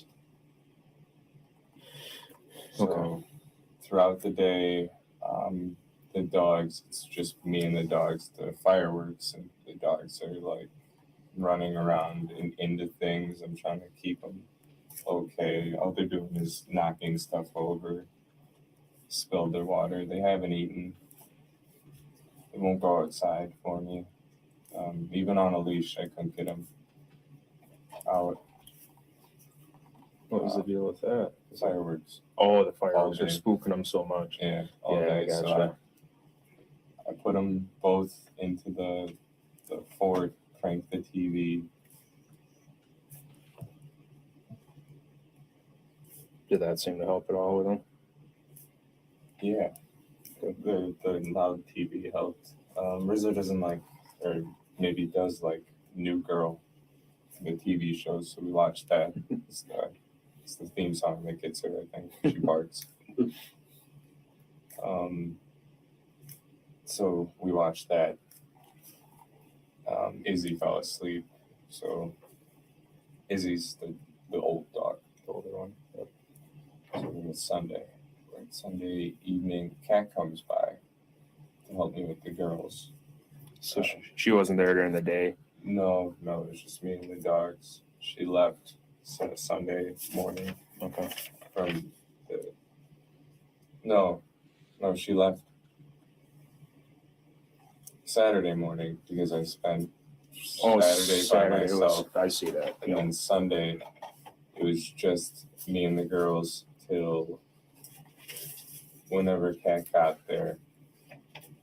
We didn't eat together, I don't think. No, this is Sunday. So I went to Kat's house. Yeah. On Sunday. I actually, yeah. So that was Sunday morning is when I left the girls. So all of Sunday morning, Now, see, some people are putting forth the theory of abuse, that there's abuse and there's payback. And that could absolutely be. I think you'd have a better time with on the abuse front, claiming that he did it and that it was defense, that it's not a justification necessarily. You go for you go for the imperfect defense, that he may not have been in danger, but there's a pattern, a habit of abuse coming from the dad. He was constantly at abuse. That's why he was lying about his jobs. That's why he's lying about his school. His dad found out about it, started beating him, so he killed him. Mom found out. She tried to go after him. He killed her, and then he buried them because he was nervous because he thought no one would believe him because his parents were such good people. And then you get maybe you get the murder charges reduced, you get the desecration charges, and you serve it all concurrently for 20 years or whatever. And then you get out when you're in your 40s. That'd be a better approach than just saying, no, I didn't do it. I mean, he's going to go to prison forever. So if that's the case, if it's the abuse, there's actually you can use the abuse as not a justification, but a mitigation. They haven't done that in any way. Maybe he hasn't talked to his attorneys about it, but that would be the better approach on defense, to get questions out. So, the concussion wasn't because Chandler fell, was it? I mean, his dad got a little heavy with the hands, right? You know about this, Kat. You've been dating him forever. How often did he have bruises on your Snapchats? You saw him in the shower. You've seen him, completely undressed. I mean, did he ever have bruises on his body that he couldn't explain? You start building the case that way. If that's what you want to go with, I don't know. And it could be, I'm not saying it's not that. I'm just saying that if it is that and you have that, start building the case around it. Get a jury to feel bad that this kid was being beaten for 20 years. And he finally took it into his own hands. First time in his fucking life. I mean, you've got him being grounded at 23, can't have a TV upstairs in his room because it's not allowed at 23. Why doesn't he leave the home? Maybe he's kind of trapped in the home. Maybe he's a prisoner. Start building the narrative. That's all I'm saying. Also, it would help if he didn't eat him. We had the girls in the fort. We watched New Girl. I went to Kat's house Sunday to eat, but we ended up not eating there. We went to Cress's house. It's Cottage Grove or Cascade? No, Cedarburg. It's a sea town area. Okay. So where is it? Near? I've never Whose Cress. house was that? Cress. Oh, Chris. Cress. So Cress is You've just seen her on my phone. Yeah, I saw the calls to her. She That's helps your me out with everything. Cat's Mom's girlfriend. girlfriend. Okay. I try to talk to her as much because she's like, I don't know, wise, and she really helps me with what's going on with me. Because I've been in a slump, I'd say. Okay. But All right. So went to Cat's house Sunday to eat. What time do you think you went over there? food at 3:30. That's what they said. So about 3:30 you went over to Cat's? Oh, I was at Kat's well before. I was at there noon. Okay. Noon, let's say. Noon. Where does Cat live? The east side? East side of Madison? Yeah. Okay. I'm sure I could look it up, but the Michael Palmer says, Nick, you're saying you don't think there's enough evidence to find this guy guilty because you think his girlfriend was involved? No, I think this guy's guilty as shit. I've said over and over, this guy's toast. They've got him constantly. I said if this were a movie, there'd be more to the story, and this should be a straightforward case, but there are weird details that are out there. But the most likely outcome is this guy did it and probably ate his parents. Like, I clearly think the state is going to win this case. How do you people keep missing this?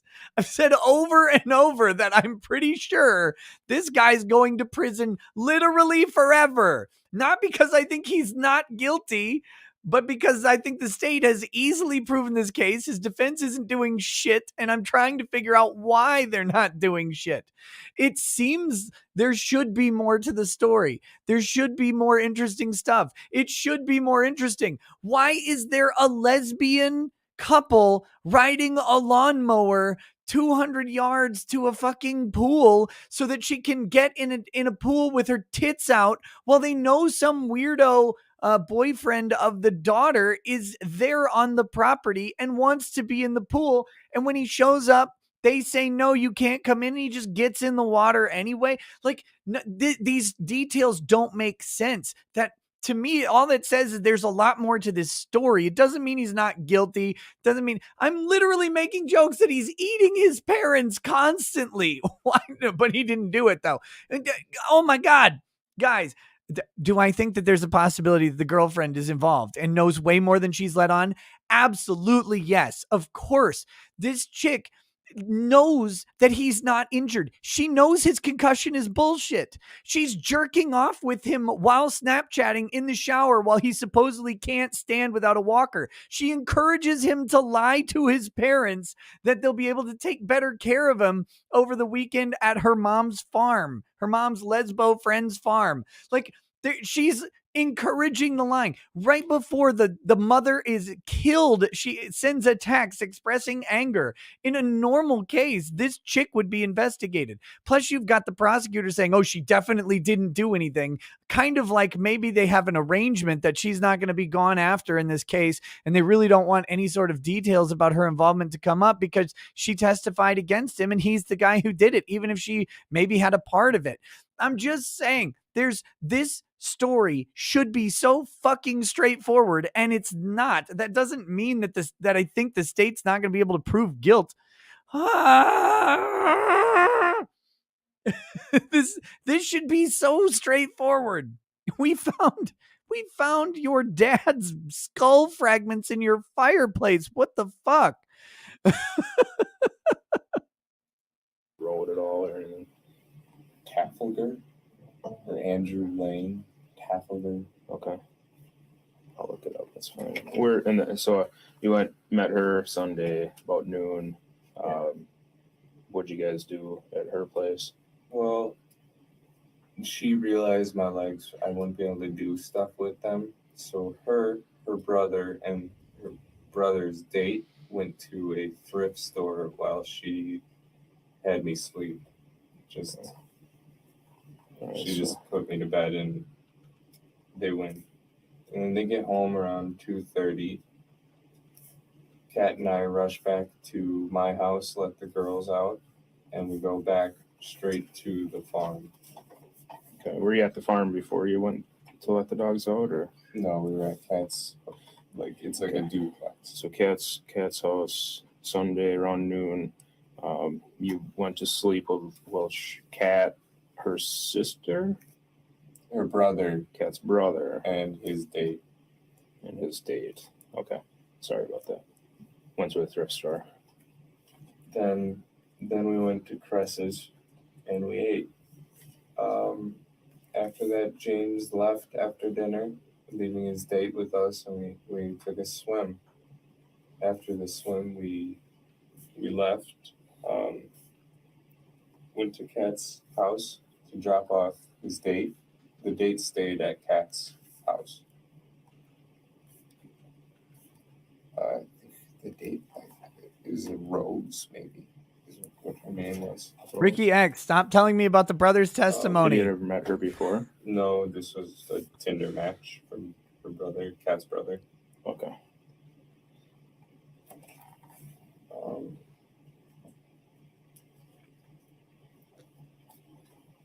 What time do you suppose you guys went to Cress's house? So, got to cats around noon, went to 2:30 sleep. we got back.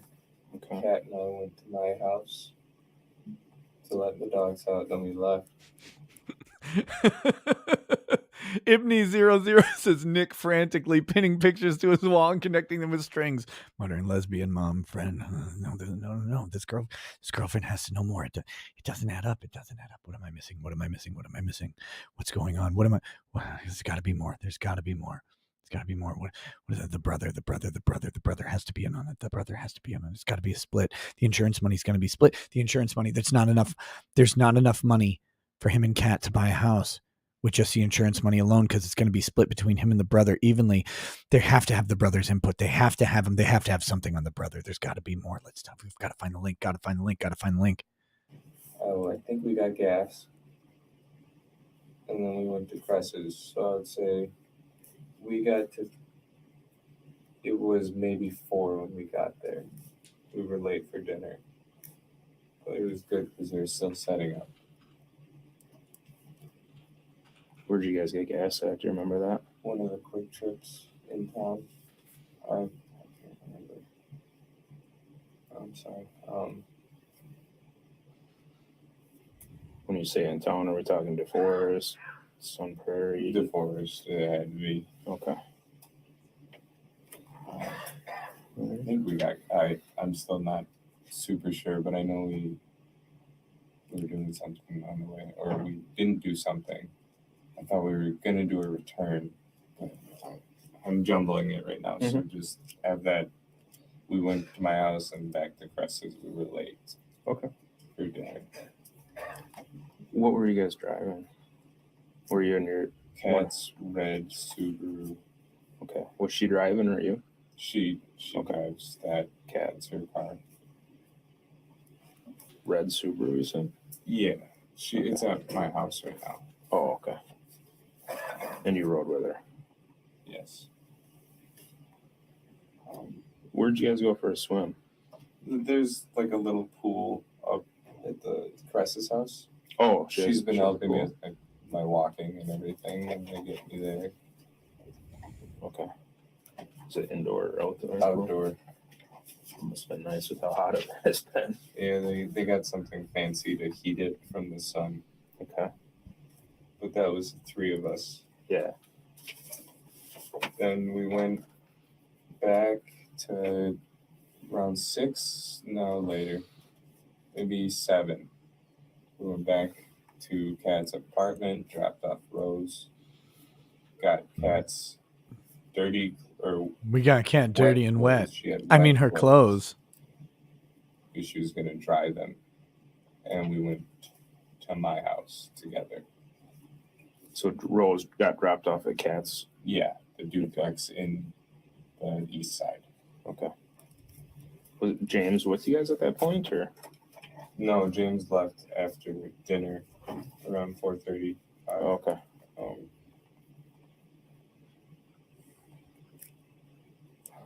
I keep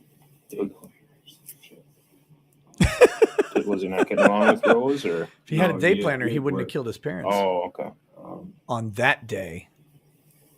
That sucks. Working on the 4th of July. Something. So did Rose get dropped off at Kat's duplex then? Yes. We'll refer to Kat's house as a duplex. Yep. Cress is the farm. You grow berries. Yep. My house is my house. That's how we refer. Gotcha.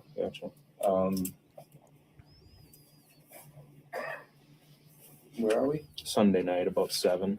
Sunday night about 7. The real trick is he's Rose killed got 4 off sets to of parents my before house. this.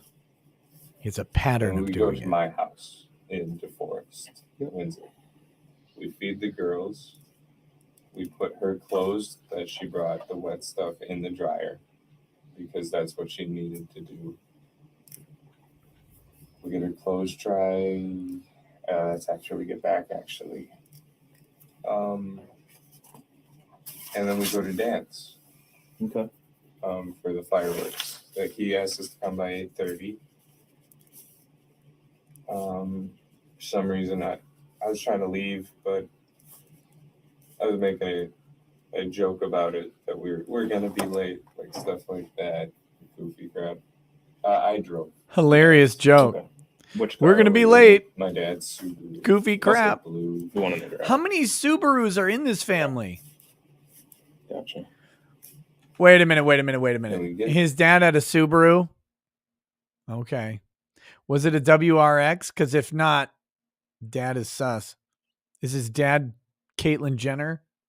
There, we stay for 45 to an hour. That's how I got the bottle rocket marks. Show me those. That Oh, the sparks. That's right, you said And you I were think holding them this or was a something? wad or something that flew back. Shot back out of it. Yeah, that one stuck in for a little bit. That's why it's so bad. But these are sparks. Okay. those are at Dan's house you got those? Yes. At Dan's. I didn't know the stick. You don't hold the stick. The stick flies with it. Oh, sure. I didn't know. Mhm.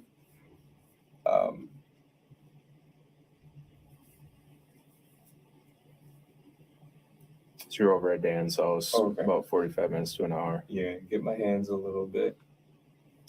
We find a firework that it spins and takes off, and it went straight to the bush. So we were like, no more of that. We're done.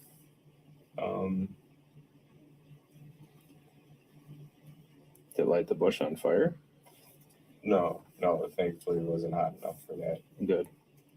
After that, we cleaned. I gave him a bottle of wine as a thank you for letting us come. Thankfully, I still have a couple bottles at home. Thankfully, it's wine. Just go buy more. While we're there, Dan had a few beers. His girlfriend was there, or fiance, or wife. I'm not sure the relationship, but she was there. Did you see her tits? No name. Never got her name. Just Dan's girlfriend. She's got purple hair.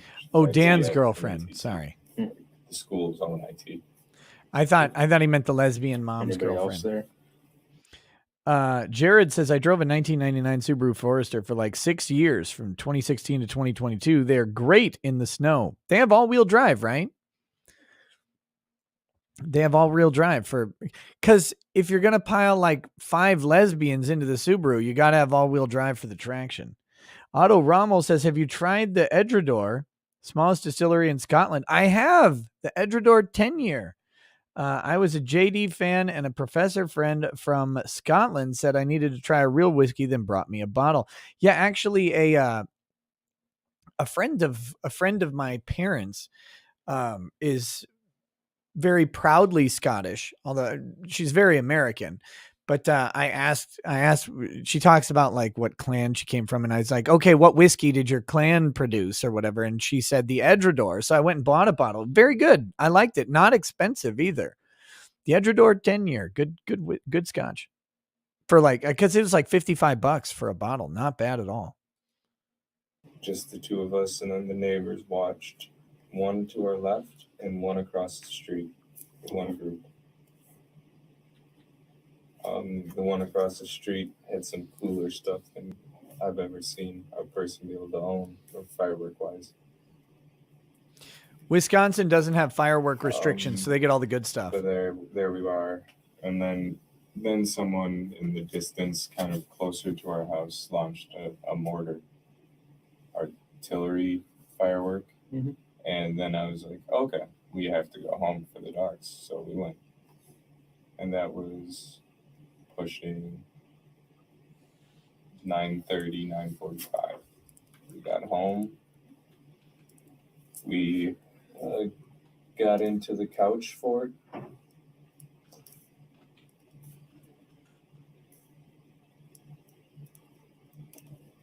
And put on Daybreak, was the apocalypse show.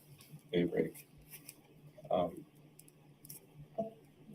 Put on that because we were trying to finish it. On Netflix. Yes. This is Kat and I still. Yeah. She was spending the night. The whole time, dogs are pushing me, nosing me, and everything. And so we kind of stop and stop watching, and she goes to bed. That's when I sneak away to play I'm Tarkov, you trying to know. let the dogs out, or at least go back in a little bit. Who Like let the dogs out? fireworks, They couldn't. We get to bed upstairs in my room because she doesn't like the couch, and she had work in the morning. Yeah. And I'd say that's 10-ish, 10:30. And the whole time, the younger dog keeps jumping on us. So I leave Cat in the bed, and I go sit. Guys, I don't think you understand the absolute state of Zoomers. You're talking about couch forts as if isn't every other Instagram post from a Zoomer about how hard it is to do adulting these days, and you're concerning yourself over a couch fort? Come on now. Come on, chat. You're better than that. Sit out down in the couches and chairs down by the real dinner table. Mm-hmm. I go sit there and just hang out with the dogs so Cat can get to sleep. Where we first started talking last night? Yes. Like the main kitchen, door. dining room, and the couches? Okay, gotcha. I sit down there so Cat can get some sleep because I don't work tomorrow. She does. Mm-hmm. Then I put the ladder in front of those steps so the girls can't come up. They pee on the kitchen the tiles, so I clean that, and then, well, at least they went before bed. You know, it wasn't the worst thing. They're not going to go outside. Yeah. Then I go to bed. Then it's Monday morning. Cat goes to work 7:50-ish, maybe earlier. Then I'm left to myself. So we put on New Girl in the couch fort on Monday morning. Mm-hmm.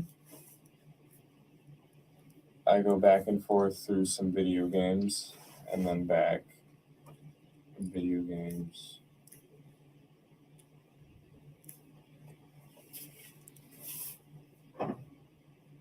Back and then Clanking noises.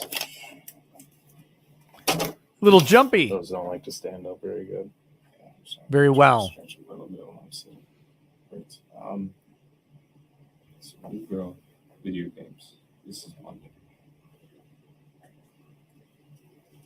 We're getting later. I have a little bit to eat for lunch. I go with a selection of toes to eat.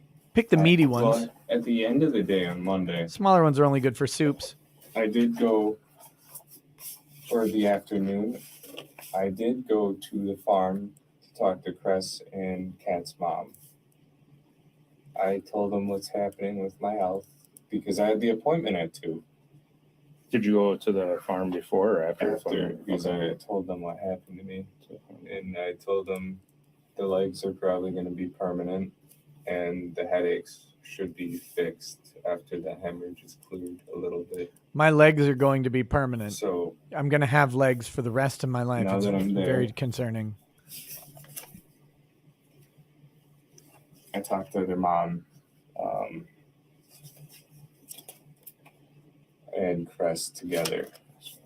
And I think Cat's mom is all right with me. I don't know if she wants me to move into her Whoa! east side Cat's Move house into her, instead of huh? paying rent as an apartment because she doesn't like to live at home. Does Cat live with their mom or? Cat has an apartment. Okay. Somewhere. Cat's mom wants me to Cat move into does? her. Yeah, you know it's what I'm saying? It's by Mifflin. Okay. The Party Avenue. It's by there. Okay. So I'm there talking to their mom and Chris. Then I go up to have, a breakdown by their shed, and they go swimming. Right by the swimming pool is the shed, so they wanted to watch me,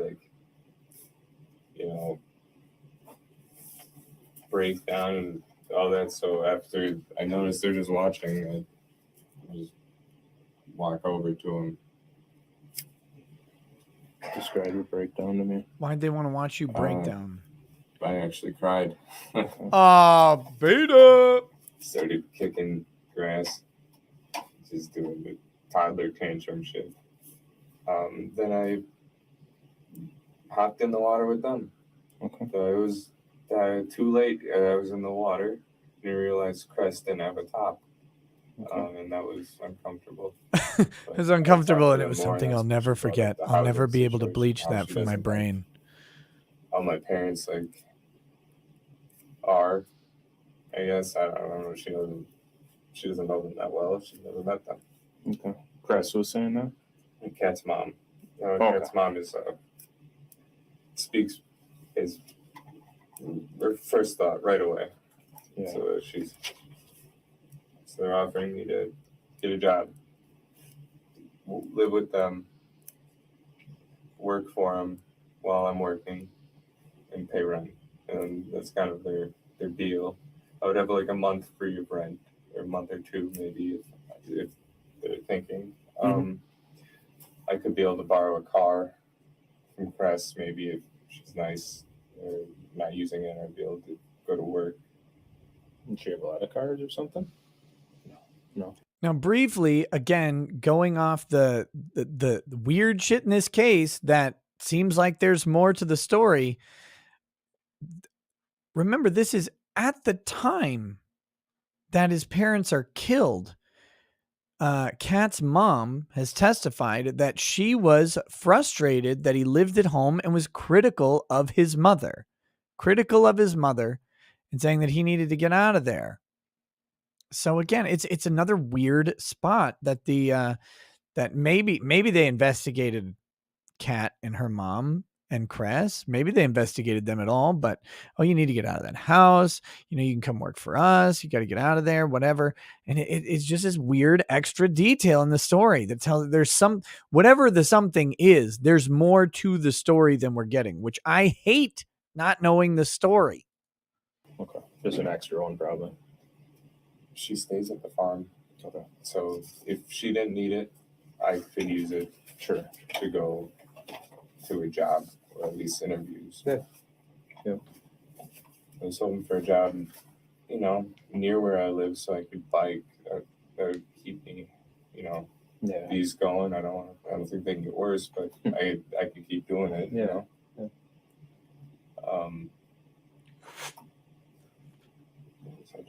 Where are we? Sunday. So you were swimming, had a little breakdown. What were you having a breakdown about? You ever have your legs No, I haven't. You ever have your legs, never work again? So I was kicking the grass in a tantrum, you dummy. Fucking at least get a good lie. I don't even know if they're done bleeding as bad as they can be yet. So that's not fun. And I think you were telling me last night it's a symptom of a concussion, right? So Is that right? That's not it. It's a symptom of nerve damage from the hit to my spine. So it's permanent. Okay. I understand that now better. Yeah. So it's just legs. I think it's waist feeling is probably colostomy bag down the road and all of that. But here we are Sunday. Yeah. Oh, okay. We're sitting in the pool. We're hanging out. They're just talking to me. Sometimes they're being nice. Sometimes they're making the offer, hey, if you move in, you can pay rent. This is a good neighborhood. If you move in, her tits are out. It's a cul-de-sac. There's parking. So, yeah, on the east side, just off of Milwaukee Street, that's Andrew. You take a left turn onto Andrew down Milwaukee. Yep. So that's it. So it's a good neighborhood, kind of like the one by my parents. Mm-hmm. If I live there, I at least be on doing my own thing. And then they're like, well, appreciate you stopping by. So I head out and I go, it was Monday afternoon. I go to dinner at Kat's house on the east side. Okay. What time do you think that was? Had to be 7:30. I left the farm, which is Presses. 7:30 p.m. Presses. Okay. So That's good whiskey. Needed that. my cats. And then she's How did those two big bitches fit on a lawnmower? That's what I want to know. What kind of lawnmower is this? I don't see many two-seater lawnmowers. I don't think either of them has room in front of the gunt to fit on a lap. I'm just curious how they got two chicas on one lawnmower, two girls, one mower. I don't get it. I'm confused by this detail. I need photographic evidence that these two grande meals could get on that lawnmower. she's planning on feeding me. This is Monday, correct? Yeah. It's after the farm swim and press. I think we just eat and cuddle a little bit. Okay. I go home. There's the girls. Let them out and go to bed because I kind of had a day. Yeah. What time do you think you left her place? I'd Cat's say place? 9. Hitting left about 9. Okay. She didn't come with you? No, I was Okay. alone that night. Okay. I really want to drag her away. I think she stayed at her apartment or her house. I just haven't seen a single person in this damn case go, wait, two people on a lawnmower? That's the first thing I think of. Look, I've had a big riding lawnmower, right? I had I've been like the John Deere tractor, the normal ones. I didn't have one of those, but I had an X-Mark Laser Z. It's a commercial mower, 48-inch deck, but it could hold like a 72-inch deck. It goes like 11 miles an hour. This thing's big. It's fast. It's got the tank controls. That's a bit, you can't fit two people on a mower. You can't do it. So I'm trying to figure out, I didn't want to walk. So we got two people. No one is even batted an eye at this. Like I want one of the attorneys to go, wait, two people on a mower? Can you explain that just a little bit? Because that's kind of weird. No, apparently in Wisconsin, two people just mowing lawns all day. We do it in teams now, like pulling people over for weed or whatever. I just bothering me. That night, not apartment. Okay.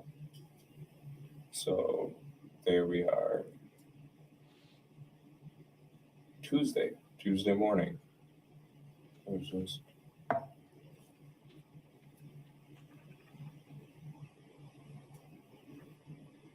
can't remember Tuesday. Dan wakes me up, I believe, with something, or not wakes me up. I did the 6 again with the dogs and the food, but I got back in bed. I don't know if I passed out or zoned out a little bit, but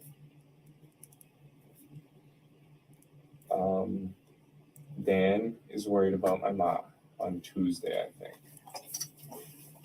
Did he call I or said text no word. My mom. I don't know if he called or texted. Okay. I think he just contacted. That's what I can think of. Reached out. Yeah, he reached out. Then I'm like, oh, it's Tuesday morning. They should be here.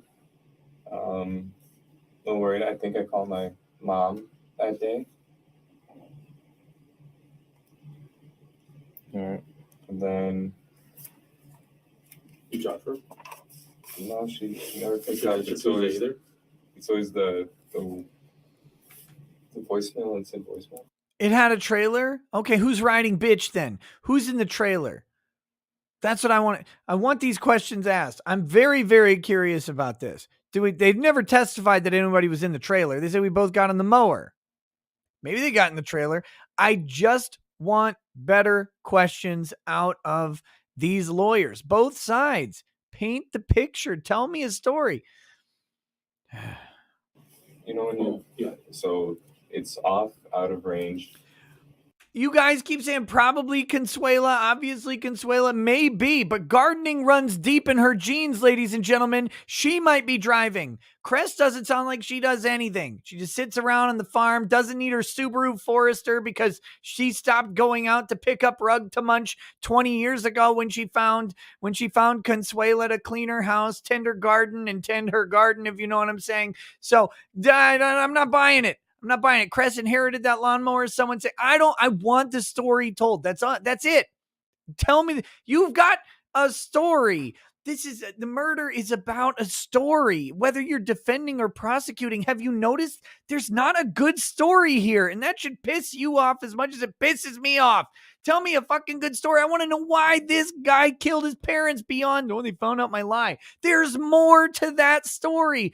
Guys, your parents have caught you in a lie. Everybody's parents caught him in a lie. Did you shoot them, chop them up, and distribute them across the fucking state? No, probably.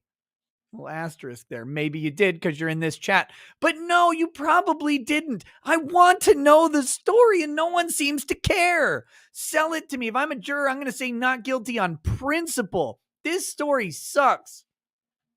I don't know the other factors that could give you that. It's like a voicemail right away. It goes right to voicemail, right? Yeah. Okay. So whatever factors can give you that. So I might have missed it. So from the time like they left, did you talk to them at all when they were I got a up text. north? You got the one text And I that you mentioned earlier. don't even like it. Right? Yeah. But that was it? Nothing else? Yeah. So that's fishy to me, even the text, because I realized Memorial Day is when the White Lake Parade is. Oh, sure. There's no 4th of July. Maybe there's cheap drinks, but there's no parade at White Lake on the 4th. So, well, maybe there is now. I realize I've always gone on Memorial because that's the Sure. weekend I get time off from school and all of that. You don't get time off for the 4th. So basically from the time that they're gone at the cabin and you're home, running around doing what you're doing, you just had one communication with mom. Yeah, that's kind of how I text. just assumed the amount of people, where they're at, and whether they're all.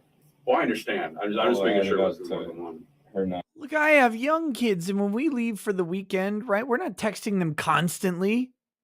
I might talk to them once a day. I contacted, but this was the only text.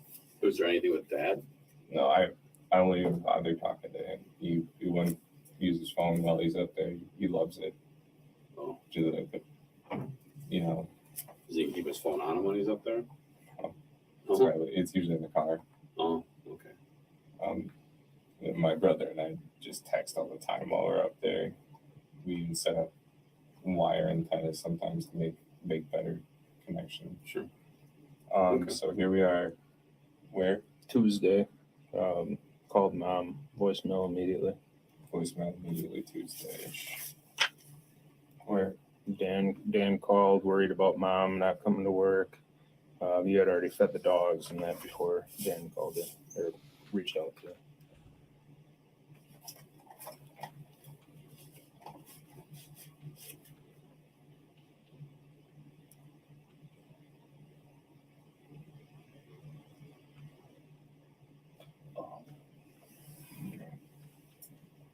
So Tuesday. I'm doing this part. I got a coffee at a Quick Trip one day. Why are you still talking, you fucking moron? Okay. Stop adding fake details. And I used my dad's number at a Quick Trip to get me the free one because it was the Cruise of Gold. Yeah. I could have afforded it, but there's a free one. No, you couldn't. You had to Tuesday borrow or $5. I could have gotten $1 one, but it was full price, I believe. And I grabbed the coffee because it was a free one. He hasn't used it for weeks, so I grabbed that at a Quick Trip. I couldn't tell you which one. I was just driving at that point. When you use it's a rewards card is what they call it, right? Yeah. You just enter his phone number or something. You type it. Okay. But I got a coffee. Had to be, I'm assuming Tuesday. and I got a free one. Sweet. It was terrible. Oh, it was? I wanted to try Cannibro Gold. Yeah. It wasn't bad. Then we're at Tuesday. Cat's working up, and I'm gaming, job hunt. This guy is trying to Kaiser Sose on a retired football player's brain. Then I wanted to get the Cannibro Gold, but I couldn't, It's like at the end, this detective sitting there and he's reviewing the testimony. He's like, this guy fucked up. And then he's drinking and then he looks at the bottom of his coffee mug and drops it because it says Cannibro Gold on the bottom. But then he realizes that they're not retarded. So they had already arrested him and they don't need to go find him because just like Kaiser Sose, he's in prison. Stop adding these details. No one cares. You're making. Then I started trying to get the glass. Because I've been a little lazy on the glass. I just kind of had chairs in front of it. I broom and, a little sweeper holder, you broom it into that. Dustpan. Yeah. Tossing the glass into recycling.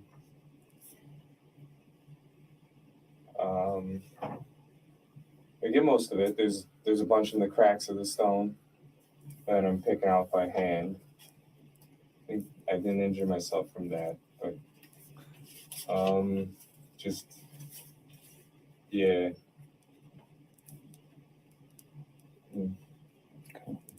Just my blood was kind of on the floor, so I got the Swiffer I borrowed from Cat, from the foot. I borrowed a Swiffer to mop. I Swiffered the floor, like not the stone, but the floor. And then I got a little bit in the kitchen. And then everywhere kind of I walked pretty much. The bathroom, the kitchen, and then the grill. Yeah, I couldn't get the carpet, so I still stained that up a little crappy. Where was their carpet at? The stairs between basement and kitchen. Carpet. Oh, that's right. Carpet stairs. I tried. I can't get it out.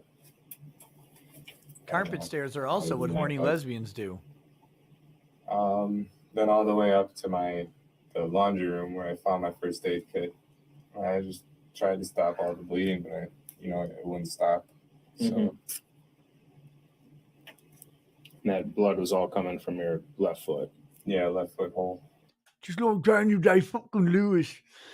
Samuel Guy says, thanks for all the laughs, mate. Keep on grifting. Excited for the Edgecombe coverage. STFU when cops ask questions. Absolutely. Just shut up. They told you you're going to go. They told you you're going to burn for this. Don't make a statement.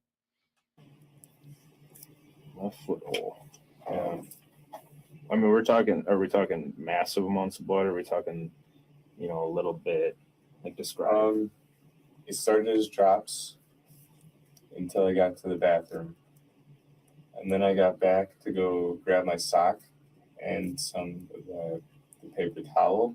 And then I see the glasses in there, so I grab a tweezers and I pull it out. And then it starts squirting out. And I got some... His story is fake as shit. A little bit of the rock. It wasn't that bad of the rock, but it... Do you smell what the rock is cooking? It's your parents. Floor. That, it kind of like this lid puddles. It wasn't good. Are we talking the floor down in the basement? Well, that one, and then I go upstairs to the kitchen, and it's still going, and I'm trying to get my foot in the sink just to slow it down and pinch it maybe. And then I waddle upstairs to the IFAC or the first aid kit. And once I got it kind of bundled up, it stopped for what I know. Then I need to get some tape. We have a tape box in the basement. Yeah, I mean, taping your bloody foot is perfect. Again. I bled a little bit more, but the basement was easy to clean. It's just cement. It was a little bit of water, and I rigged that up. But I grabbed the tape box and I wrapped it. After that's Tuesday. Yep. That's Tuesday. Wings. I go to Cats. Oh, okay. We had wings. What time? I could use some wings right now. Oh no, I can't because they're fried. I've Fuck! been doing the BS of first aid and all that. I go to Kat's house with her mom and her brother. That could have been 5 or 6. I can't give you the exact. Did you guys pick up the wings and go there? Or? Guys, I need a second because you're my therapist. Okay. I don't have a therapist, so you're it. Like as my life progresses and as I get older, you know, things are pretty good, right? I have a job that I really, really enjoy. I love it. I have a darling wife and a wonderful family, and all of that stuff is great.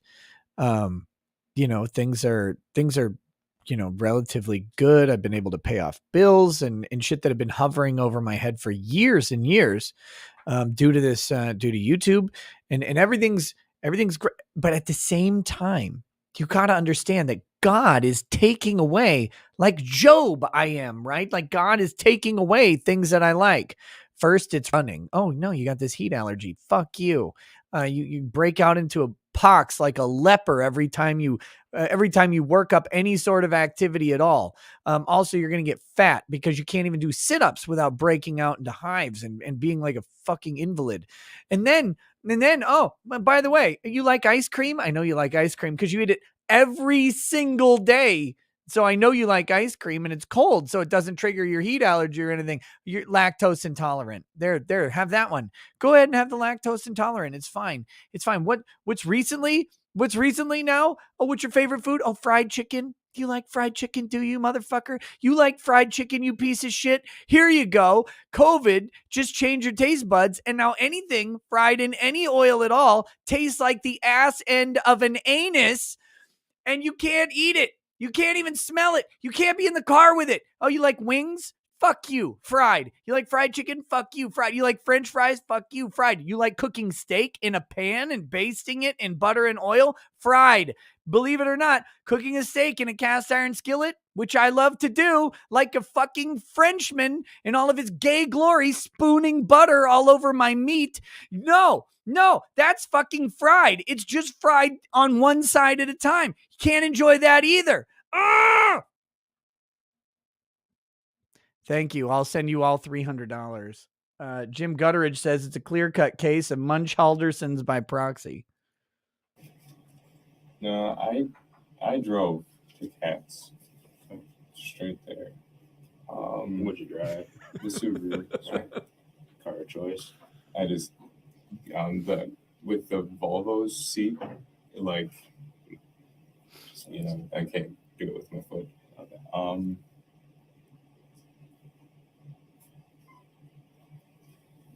So we're talking about wings. Did you guys go pick up wings? Or? Yeah, so we get there and we're calling around, seeing what's up. James is getting home with Jimmy John's.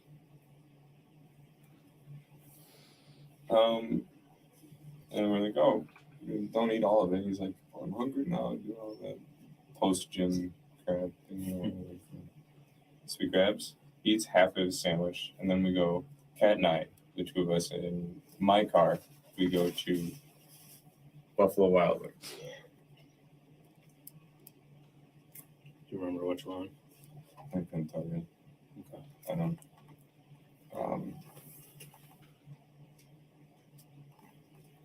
Had to be east, right? That's close to Yeah. It's by a mall. Probably East Town then, It's maybe. by a mall. There's a mall. We go in, we get the wings, we go out. We go to Cats, we eat. We watch this movie, Pretty in Pink or something. It's about a girl that likes fashion and goes to Harvard. So, Is that on Netflix or just normal TV? they have like everything there. I didn't know. All right, so you ate the wings at Cats, watch Pretty in Pink. Yeah, it was a mom's choice. But all the four of us we all ate. Okay. And then went upstairs, laid down in our bed for a few minutes. Just letting the food settle or Yeah. hanging out? Noticed she's Well, I was pushing it back inside her, asleep. actually, if you know what I'm saying. So I'm like, okay, I'm ready to get out of here. And I go home, get the girls all ready for bed, going outside, get them water. What time do you think you made it home? Say 9 at the latest. And then two girls, water, not really food, they ate before, but water and play, like indoor playtime in the bathroom. Sure. So You guys so you were home alone then? I've been home alone this whole weekend, really, except when Cat comes. Yeah. So Cat didn't come that night.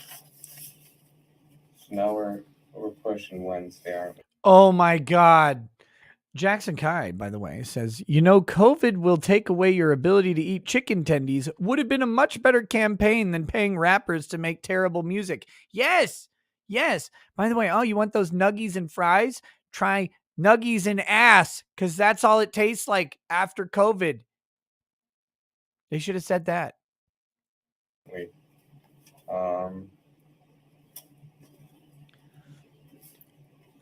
Whether I go to Twitch or not after this, I'm going to make food that isn't fried. I'm going to eat it like a big bowl of ramen with a bunch of tears in it. When you need 500 milliliters of water, I'm going to just cry into the fucking thing. It'll be extra salty. What time do you think you went to bed on Tuesday night? Probably pretty dang close to when I got home, 10 at the latest. Okay. Kind of been tired lately. Sure. Then the morning on Sunday. No, wait, where are we? Wednesday. Okay, so Wednesday. I try to go to the farm. And I keep spamming Cress. I kind of need someone to talk to because freaking out about my parents. Jane's calling me. I give her the address to go to the farm, or to the cabin. Jane Helgendorf.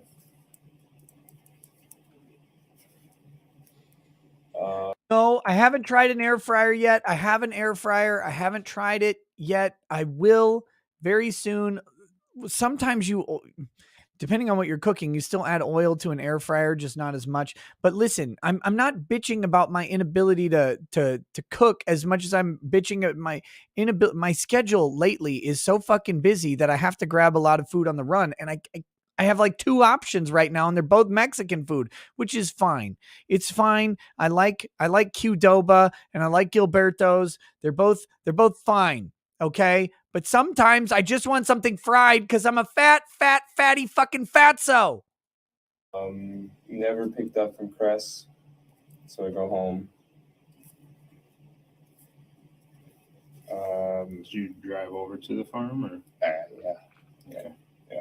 Because she wasn't answering her phone, right? No, I got close, but then I realized I can't just show up. They'd shoot me. They don't know what I drive. What I look like with a hat on. They got guns over there, or would they actually shoot you? No, I'm just saying. Her dad lives there. He's 90. He got a buck when he was 95 or something. So I know if he didn't know who I was, he could have. Yeah. So he's old. But he can use a gun. That's why I wouldn't do that. Yeah. So Cress's dad lives there too. Yeah. Is it Cress's farm or dad's It's farm? her dad's. He built it.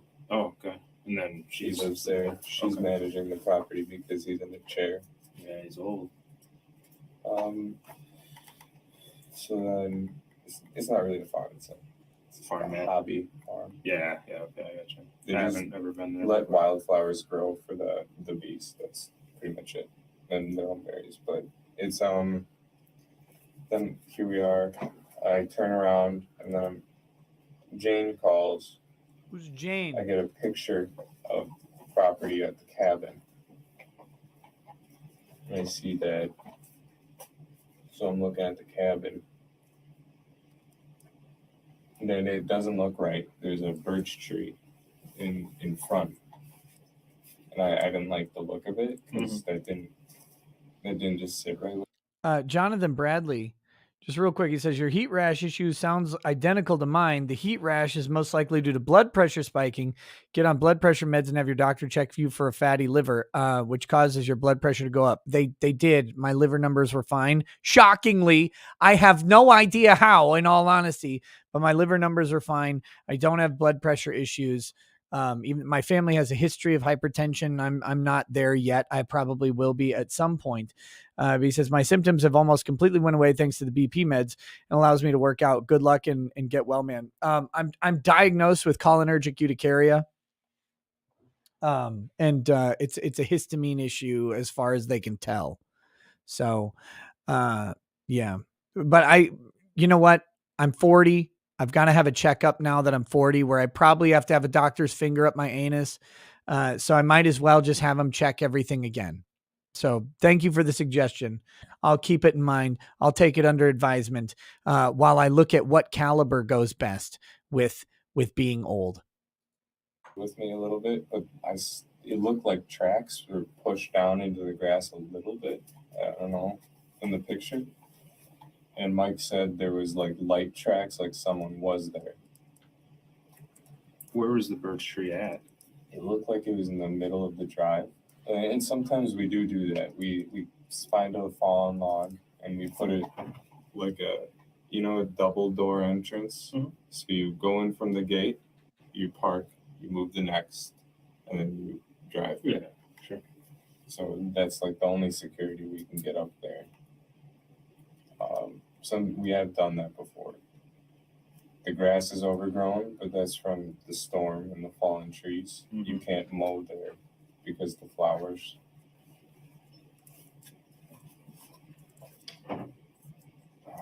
So with the birch tree, I mean, if you guys typically put stuff down like security, why did it look weird to you this time? I've never seen that log. We have Okay. we have this log that's One that you can close use. to the shed.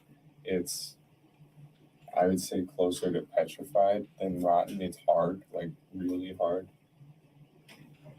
Yeah. I don't know what kind of tree, but that's what my dad and I use when we go. So you typically use the same tree. This one just seemed out of place too. Yeah, that's not the tree we use. Gotcha.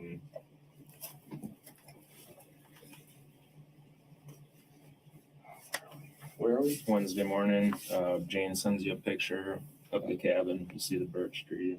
All right. Then I go to the police station because I ask her, when should I make a thing? Point or the. I'm sorry. No worries, man. What? Wednesday morning, you said you went to the police department. Yeah, to make a. Talk to him about my parents. And Make a report. Then I met with 3 sheriffs. Okay. How much longer is this fucking moron going to talk? There was a Seeley. He's bearded. The guy that drove me here, I'm not sure the name. And then Collins. Holy shit. She's also doing canvassing. Mm-hmm. So canvassing. Oh, 20 more minutes of this? 30 minutes of this? I get the questions answered. No, 20 minutes. Then we go to my house. And then there's 3 more, the same 3 sheriffs. So they talked to you at the police station or wherever you Yeah, I get information and stuff. And then they came to your house. Yeah. Okay. And that's probably about, then I came a couple hours later. They were there questioning. You're here now questioning. Mm-hmm. And then that night, Yeah. What night am I on? Wednesday night. I'm kicking up the speed to double. I can't take it. I can't take it. This guy, like, I don't like to do this, but this is boring as fuck. Go to Dan and Mary's. Wednesday night. What time do you think? They feed me. I had probably 7:30. You said you went to Dan and Mary Sesto, or Mary Sesto and Dan, something of which. So Mary Sesto's house. Mary Sesto's house. It's on the same road as yours. Yeah, they just up. For dinner you went there? Yeah. Well, they just fed me. They didn't eat. Okay. They just wanted to brainstorm. Any good ideas come out of it? No. Okay. So you said you only could think of Dan. Do you think this guy's ever had a good idea in his life, cop? Really? And Dan's been here. Yeah. So you said you went to the police department to talk about your parents. Just tell me what exactly you talk about your parents with the deputies about. Oh, we're making a report. I thought I had to do that at that station. Okay. You were reporting. Wait, are you guys not able to follow at 2x? God damn it. Come on, I've been drinking. I can follow along.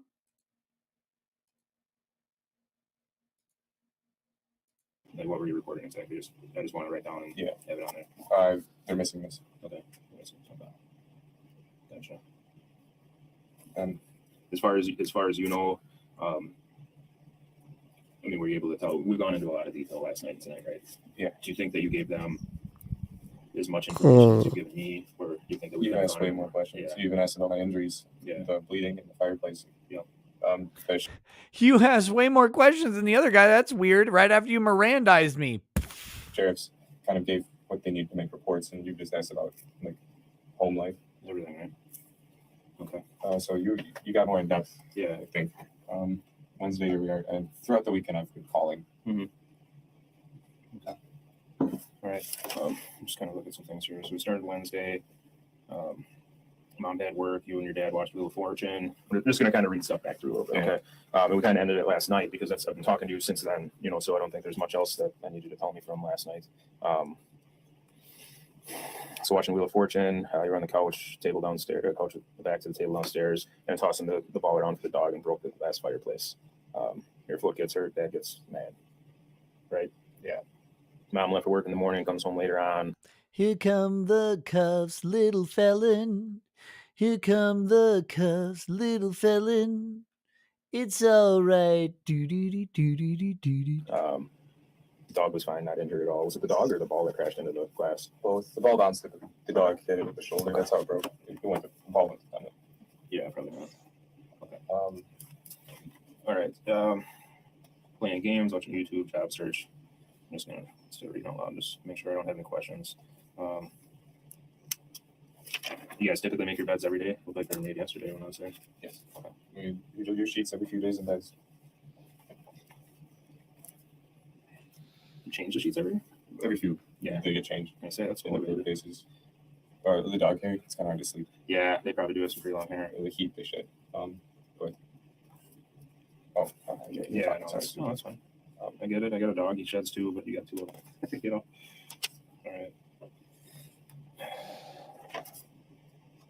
As far as the blood on your foot, how did you clean that up? So we were talking. You had blood on Swiffer wet jet. Okay, Swiffer wet jet.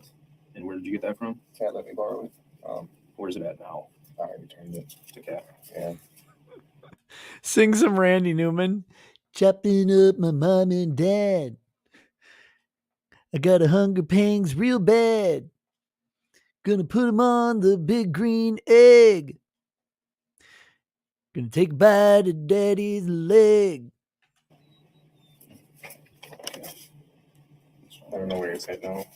You just brought it back. Give it back to it. Did you use anything else? Hydrogen peroxide for the tiles and the hard floors. Sounds more like Bob Dylan. Well, yes. Just Sorry, my impromptu Randy Newman's not great. Did that seem to help get rid of the blood? Well, it hurt my foot. That stuff. It didn't really help. You kind of just made a mess. And when you say only on tiles, I'm trying to remember your house. I couldn't do carpet with it. Yeah, ruined the carpet, right? It would. I think so. Tiles. Are we talking kitchen? Because downstairs is just like cement. Well, when I had some blood on the basement, I used the peroxide. Okay, basement floor and tiles in the kitchen. Yeah. Okay. Yeah, peroxide. It wasn't as much. Like there were like this size pools in the kitchen. Okay. I was pinching it pretty dang hard, which was also cutting deeper because I had another might still have a piece of glass. So I still have glass. I still got glass in my leg, bleeding all over the place. close to the glass, and then there was one Bleeding right like a at the base biblical down where the woman. chairs I put like a good like 2-3 inch diameter. 2-3 inch diameter. More than that.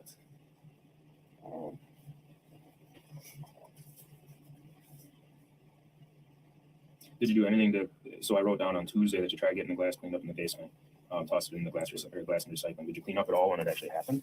No, my dad was furious. So he did stuff to clean it. Yeah, I don't know what he did, but he just sent me to my room upstairs. And he did whatever he did, but it still was on the floor after he was done. Okay. Did your dad get injured at all when the glass broke? Did he step on any of it? He sent me up, but I don't doubt it. When he gets mad, he's not thinking. So we don't know if your dad got hurt. No. Okay. No. But my best guess is that guy reached in the fireplace and cut off his arm or something. I don't know. So head pain? Do you guys have like Tylenol or something? I know you guys can't really offer anything like that, but yeah, we're getting the migraines from all of the hits and stuff. Try to get something. All the hits and stuff. So all right, so cleaning up the blood, we just got the Swiffer and the hydrogen peroxide. Just kind of smeared it around. There's another paper toweling. Yeah, just that. Okay. And then there's I don't know. Where did all those paper towels go? Just in the trash? Yeah. Some everywhere in my car trash, in my trash. Put some in your trash too. There's a bag in the car that I carry around. It's a car trash. Oh, it's like a gallon bag. Okay. That's more portable than the garbage can. So, yeah, bloody rag after bloody rag, just trying to get it all off. And, I don't know. It was a lot. I didn't feel sick, so it couldn't have been that much, right? Yeah, you didn't lose enough to pass over anything. Is there any reason to believe mom or dad's blood would be somewhere in the house? He said his dad cut his arm in the fireplace. Oh, my dad scratches his psoriasis till he like gushes blood. Ah! Describe gushing to me. Enough to run down your leg, like cover your leg, I suppose. Like he has it on his knee. That's So gross. it just like, drips down. I asked him to stop, but he doesn't do it when he's stressed out. Yeah. He just kind of like it's his tick. Yeah, probably itches.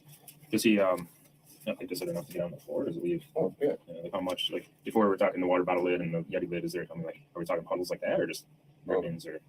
You know. Okay. I'm thinking Yeti lid if he's there and I don't catch him soon enough. Oh jeez. My mom's blood, just from her bloody noses she gets sometimes when she wakes up.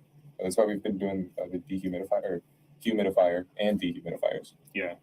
Probably downstairs you get the. We have to do multiple of them, but she can't be in the living room too long because that's a dehumidifier. And if she does, her nose gets bad. Not like a regular one. She gets it bad. Like real fucking bad, okay? So like nose, she either goes to the kitchen to fix it, bloody the nose vanity, all over the or place. The bathroom.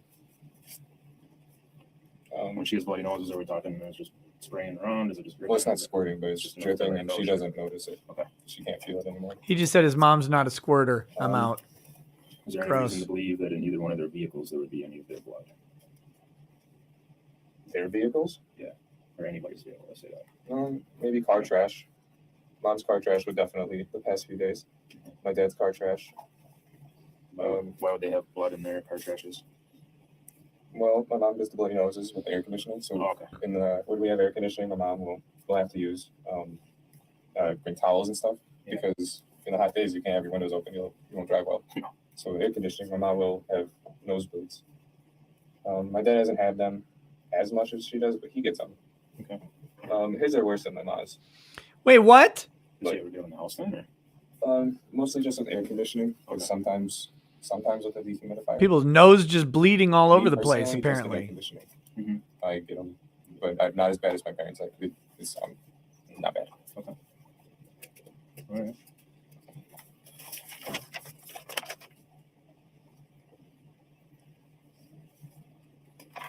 Here it comes. Here it comes. Here comes the turn. Yeah, the prestige. I just want to make sure that I'm asking. Anthony Hopkins about to narrate over this shit. Is he okay? Mitch? Yeah, did he make it?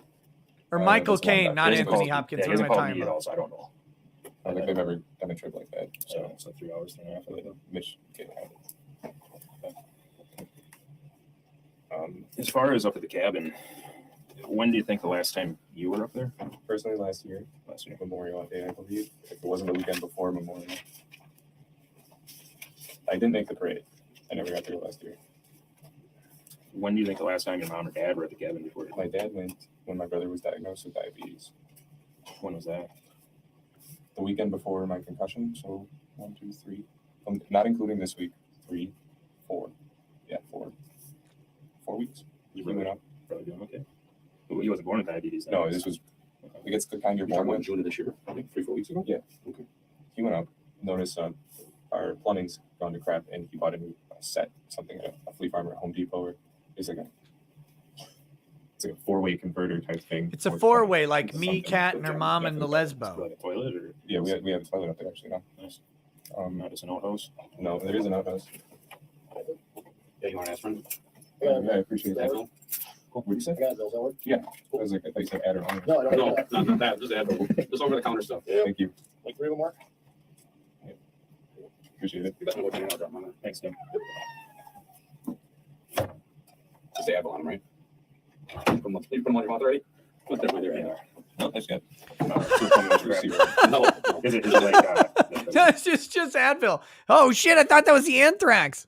Oh my gosh, guys, I'll be right back. I have to go to the bathroom. And I already played the peeing song. I'm not gonna do it again. I'll just be back. It'll be quick. The song is too long for this trip.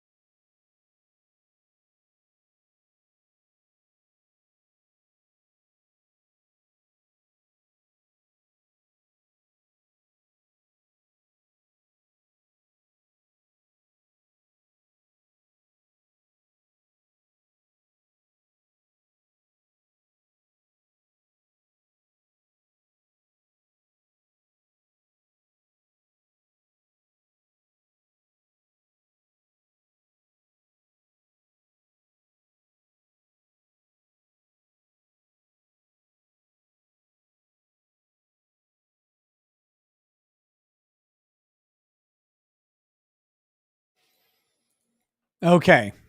Sorry about that. Oh,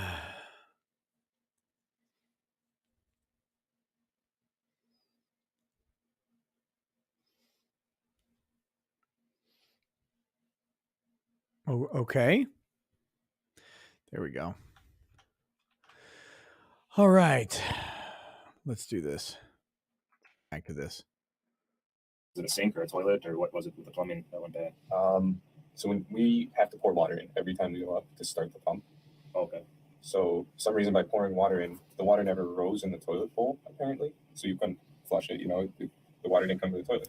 Mm-hmm. So he needed a new thing to stop whatever the problem was. I think leaking. I don't know. I didn't hear everything from him. Sure. How did you find out about that?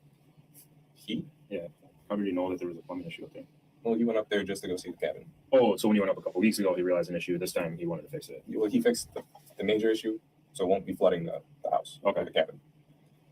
Now, he wanted the pipe set to redo it. Okay. Because we need new pipes because they're lead. And I think we might be moving to plastic because there's no water heat. We can do plastic. Yeah. Okay,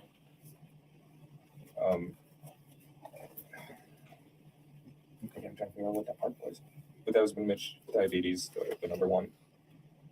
Did Mitch go up there with him? No, well, my mom and I were kind of with Mitch all that weekend doing stuff. Dad just went alone. Yep. And then later that week, I had my fall, and I just started getting my memory back. So. Thanks for the memories, even though they weren't so great. See, They were up there before. tastes like you, no, only sweeter. Dad- Oh shit! Dad did it all himself, maybe. Maybe this is first. And Mitch hasn't been in the cabin in a while, right? Today? Oh, longer than today. Yeah, I couldn't say he's been there. He didn't go last year. Okay. Does he kind of do his own thing, or? Mitch hasn't lived with us, or, you know, he's got a family now, a dog, a girlfriend, no kids, but he's kind of, you know, outside time. You know how it is with brothers. Yeah. Okay. He's flew the coop. Got a few myself. Yeah. All right. I've started thinking about that myself, and my parents are trying to figure that out with me. Mm-hmm. Okay. We got all the background, I think, right? Yeah, I think so. So Uh-oh. I think it's time we start talking about what happened to your parents, like the truthful version. Okay. Okay. I'll slow it down in case you missed that. I think it's time we'd start talking about what happened to your parents, like the truthful version. Oh shit. So we have like 20 pages of writing. We're gonna start with a clean white piece of paper for you to start telling the truth. Okay. Why? Because listen to me. This is the only chance you're gonna have to tell us the truth. Not true, by the way. You have plenty of chances to tell the truth. You have infinite chances to tell the truth. This is a lie. Okay. What we listen. I can't tell you what we know, but we know you're not telling us the truth. We know your parents are no longer with us. Okay, and we know the reason why. Okay, you need to tell the truth. Listen. You need to tell the truth about what happened, and just tell us why it happened. Okay. If something happened, if you were defending yourself, or if you just got fed up with stuff, you need to tell us the truth. Okay. This is your chance to tell us why. Okay. I'm not BSing you. Literally are. Okay. Guilty. That look on his face. All the jury right now is going, this motherfucker guilty as shit. Oh, heel versus babyface says, love you, boo. Hey, what's up, brother? How you doing, man? Oh my goodness. This dude is fucking toast. Can we do that? Okay. Okay.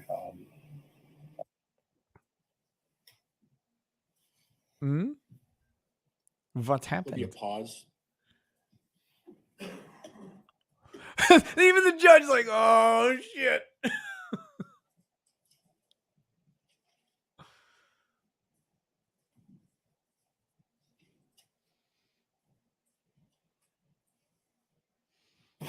You're under arrest.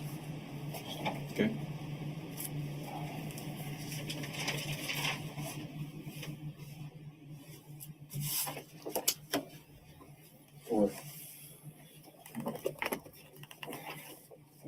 What happened?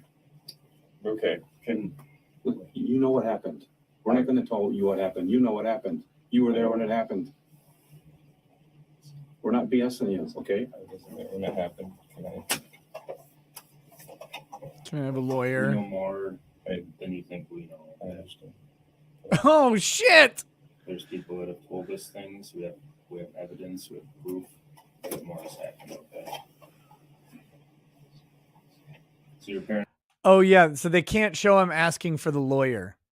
So that was is what's being said in chat. That sounds right. Yeah. Whew. Oh damn, this looks terrible for him. It's never made it to the cabin, and I think you know that.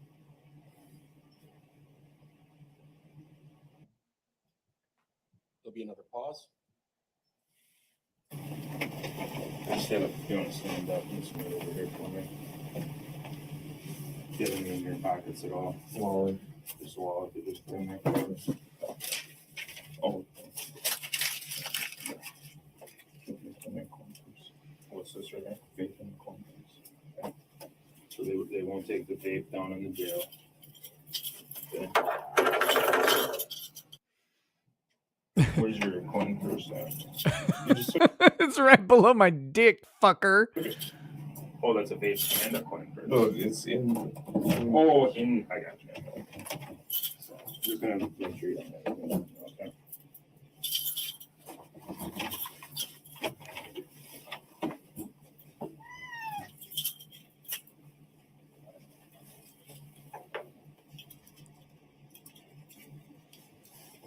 Okay. I'm gonna stop and ends for all intents and purposes at 1:48:24. And Judge, you can turn off the screen for a moment if you'd like.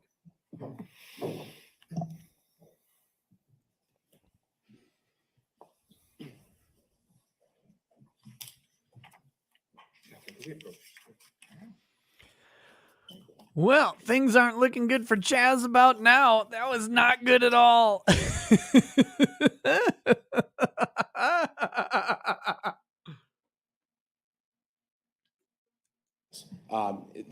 That interview was conducted on July 8th. On July 9th, the next day, were photographs taken of Mr. Halderson's toe. Photographs were taken of his toe, and I believe on the 9th. And you've seen those photographs as well as the other photographs taken on that day in the course of the investigation? Let me guess. Yes. There's no Showing cut on exhibits his toe. 500 and 501. What are those? Those appear to be images of the injury on Chandler's foot. Are they going to show I feet? move 500 and 501 into evidence. Your Honor, I have a foundation objection. Can you lay more foundation through this witness for the photos? Sure. Who took these photographs? That would be Deputy Jim Plenty. And you've reviewed these photographs in the course of this investigation? Yes. And the series of photographs taken start with overviews and move down to specific areas of Mr. Halderson's body? Correct. So while in these photographs, you can't see Mr. Halderson, in the overview ones, and as they move closer, you can identify the person? Yes. And who is the person being photographed? Chandler Halderson. Nicely done. They are received. They may be published. I move to publish 500 and 501. Give me 1 second. Sure. Would you mind queuing that I'm going to pause it here because the feet pics are OnlyFans only content. You can subscribe to Chandler's OnlyFans at Behind Bars. Never mind. I don't know. Boo Behind Bars? Maybe that'd be it. What would his OnlyFans even be?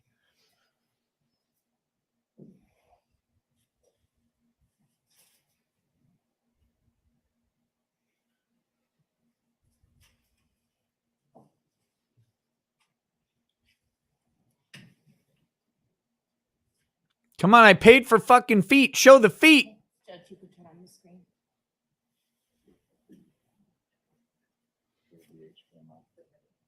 Are you all set for it? Yeah. You think when Chandler looks at his own feet, he sees a meal? Detective, I'm showing you what's been marked as exhibit. That's his fucking injury. Yes. Correct.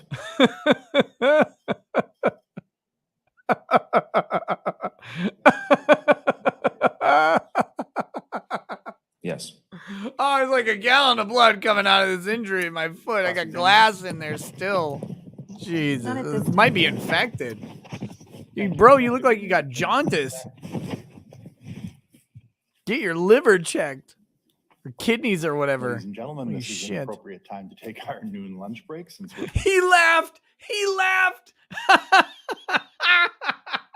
This is an appropriate time to take our noon lunch break. I just ruined this kid's shit. He's done forever. It's over. Any juror who just watched that who doesn't think this guy needs to go to prison forever is insane. Oh, don't get me wrong. Girlfriend's still involved. I'm telling you, but holy shit, this guy.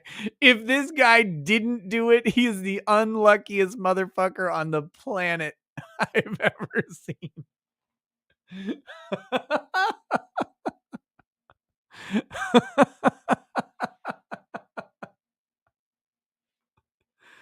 Oh. Okay. Well, that was refreshing. That was very refreshing. Wow. Okay, so after the 20-minute audio delay at the beginning, we're now at 3 hours. I'm going to go ahead and read the super chats. And then we'll wrap this. 4 doors, bloody floors is the kids' OnlyFans.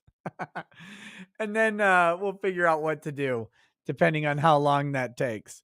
Outlaw 2 says, like McGruff, the crime dog says, take a bite out of crime. Guess Chandler took him a little too literally. Oh boy.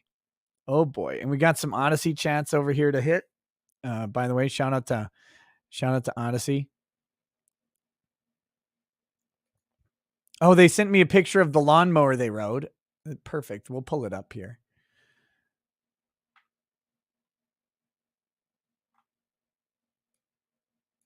Here we go. See, to me, this is not a lawnmower. Is this really the lawnmower they were? We'll read it in a second. Nipple Salad says F. 5x5 says F. Mark Gee says, I have an interview at 9 a.m., but I really want to hear more about topless Cannabians. Mark Gee says, who had a better defense, France 1939 or Chandler? I would take the French defense every day. Great US says, oh my God, I had no clue how savage Attorney Tom could be in the chat as he looks meek most of the time. That's because he is meek. Also short. Also, I busted out lol when Super Chat said Attorney Tom knocked the plug out of the outlet with his forehead. Wait, what? Was that on this show? I don't remember. I don't remember seeing that. Hold on. I'll see if I can find that.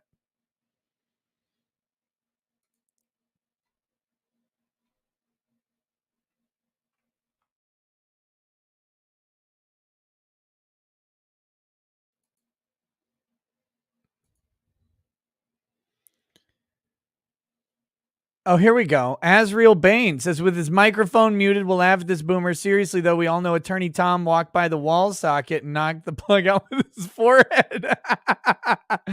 Oh, I think I read that, or I read half of it. Damn it. That's beautiful. That's really great. Thank you. If I might have missed it, but that was a beautiful chat.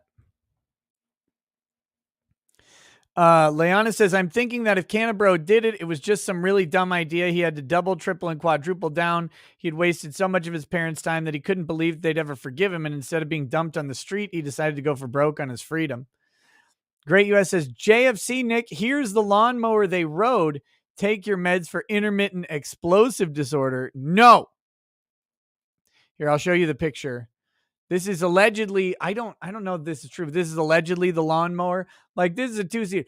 This is not a lawnmower, right? This is a massive fucking tractor. And maybe that's what they rode, but to me, that's a little bit different than a lawnmower. I don't think that's actually from the evidence file, though. So just saying. Great US says, Nick, you keep mentioning finger up your ass. That's 45 and used to be 50. It changed recently. Let it go and come out of the closet. You'd be less angry too. By the way, some of us have less than a year to live, so shut the fuck up about taste buds. Well, great US, I hope you live longer than less than a year. And then great US responds to Neo Akira II says, 1 year to live spending it watching Nick. Might as well speed up the process. And Radicalized Ryan sent a money comment. Thank you to the Odyssey chat for always keeping honesty and truth. Okay. Here we go. Back to the YouTube chats here. Patrick Allen says, ran out of beer waiting for you to unboomer your sound. So on to the Willet it is. Good. Adam Brinkman says, Nick, wanted to make a toast request for my friend Thomas. He is currently recovering from gastric surgery due to actual severe long COVID. Thanks. We can do that. We can give a little toast for Thomas. To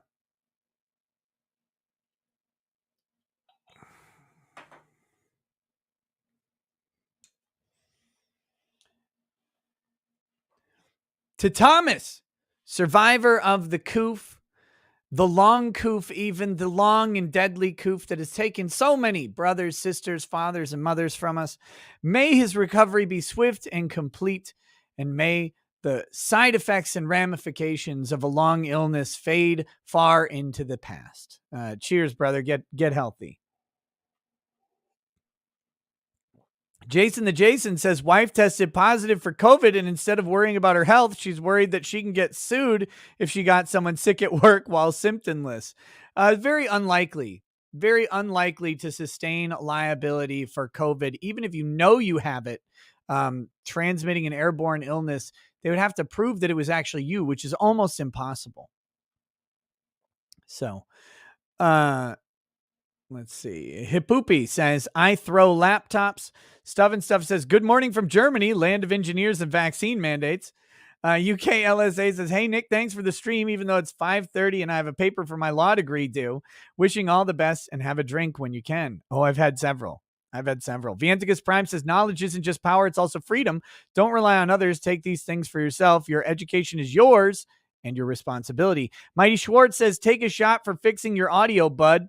I'm going to pour a shot on the audio interface. None of your business says, if we didn't tease you, you wouldn't think we were upset. You would think we were upset with you.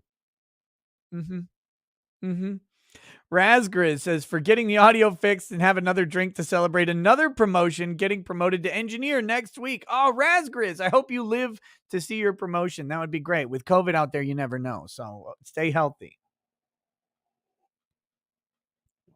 Aiden Bergen says, listening to this while working a 12-hour shift tonight. Fuck that. Mike says, Nick, I can fix the audio. Computer, I doubt it. As Beauty 7 says, I told you it was cheap as StreamYard. Trust your chat sometimes, lol. It wasn't just StreamYard. It was actually StreamYard plus Voicemeeter. Plus it was StreamYard. Actually, it was the entire software process. It looks like the audio engine somewhere fucking failed and reset. And that's why I had to reboot the computer and then do everything after that. Nick Martinez says, my initial thought was it being a software issue. Guess I was right. Good on you for fixing it, Mr. Ricada. Yeah, it was software. It's just there was a lot of different software that was all fucked up. Mac Jervy says, I've heard of latent gay, but muted and gay? Sad. Donald Gooch says, Chandler's parents Yelp, 2 stars. Park was a dump, but we fell to pieces over the view. Decided to stay for a while. Oh, no. Oh, Contrarian 420 says, Nick has an active change.org petition to get the film Alive released on Blu-ray. Patrick Allen says, cops looted the place, and months later, a pew-pew was found. Sure. Uncivil Law says, Nick did it. True and Ashabada, bad pressure, bad calf care, message retracted. Ryan Bibb says, the defense should have hammered on the fact that the PD did not find the gun during their initial extensive search. They did ask one of the detectives about it on cross. I forget which. Mr. Scott J87 says, the girlfriend and the mom and the lesbian grandma are all in on it to set Chandler up. Where's Perry Mason when you need him? I'm here, Your Honor.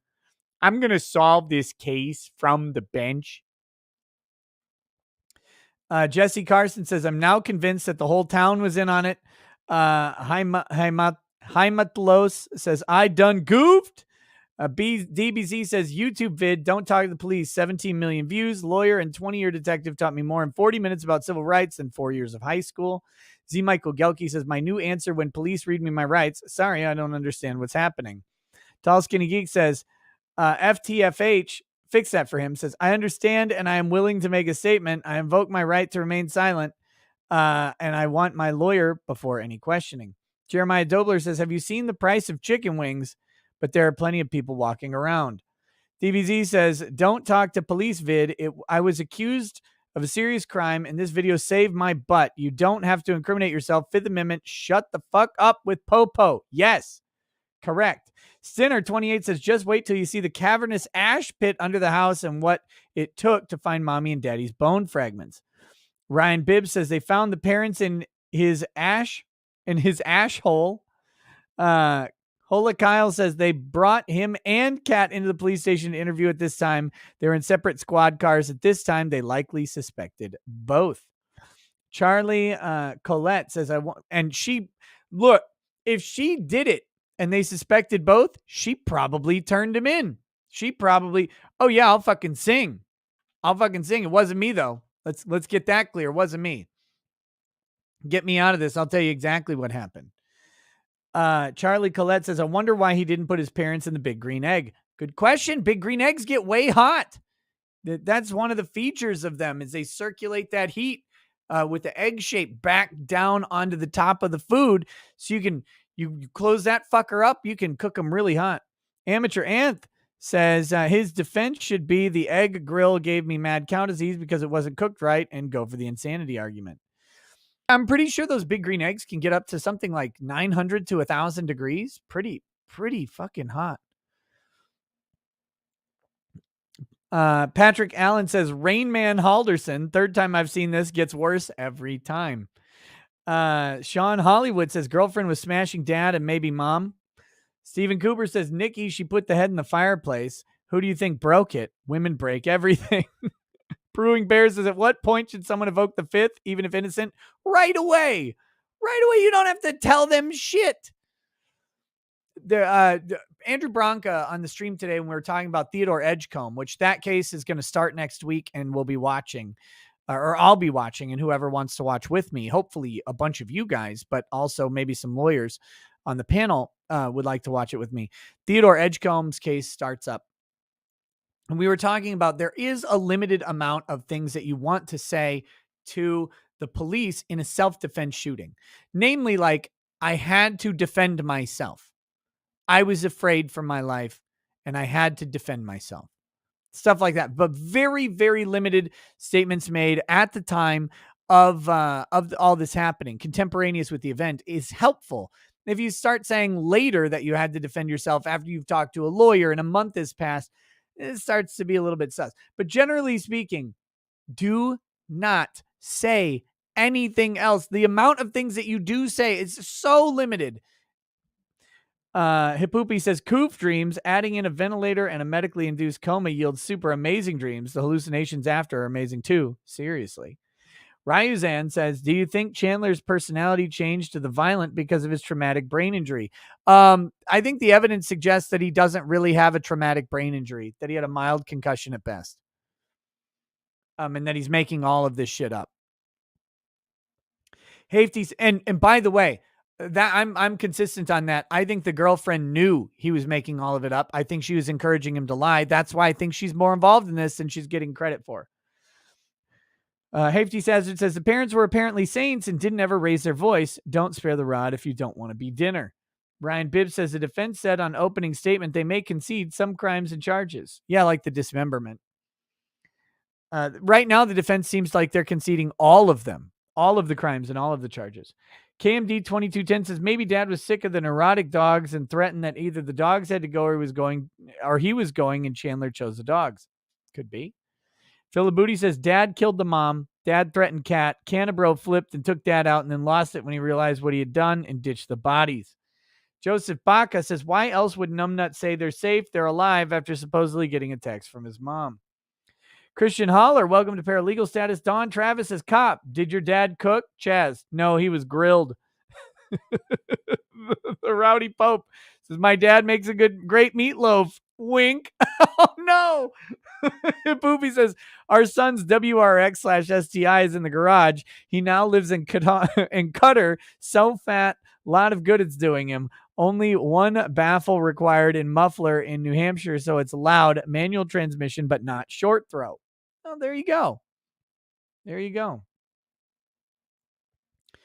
So your son has a WRX, but lives in Cutter.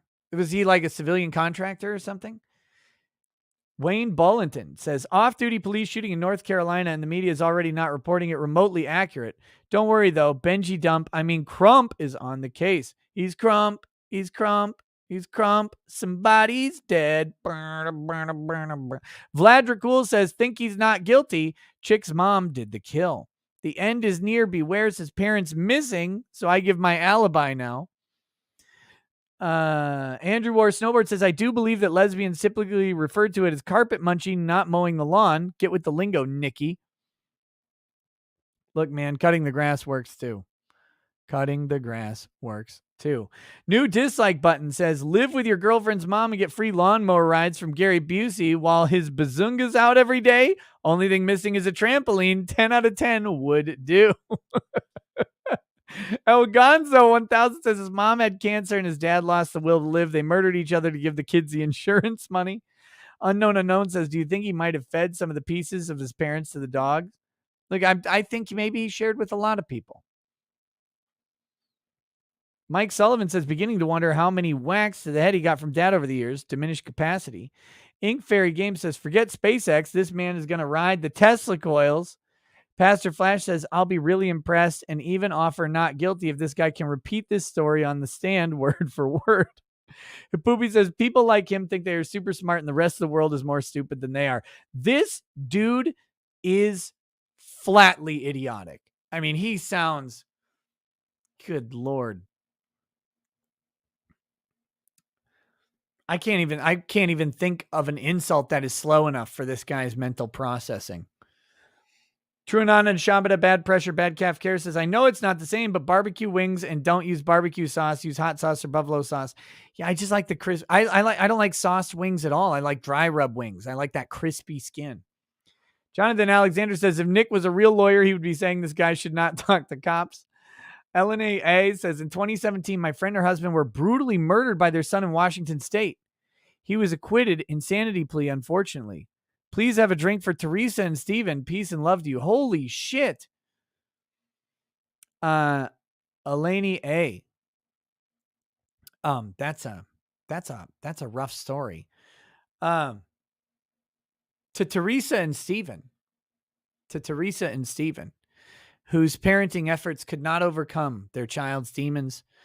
And they succumbed, unfortunately, to some level of illness, be it mental, be it spiritual, be it physical, and are no longer with us. May they rest in peace, and may their son find whatever help is necessary to overcome what he has done. And in memory of justice not served. Cheers.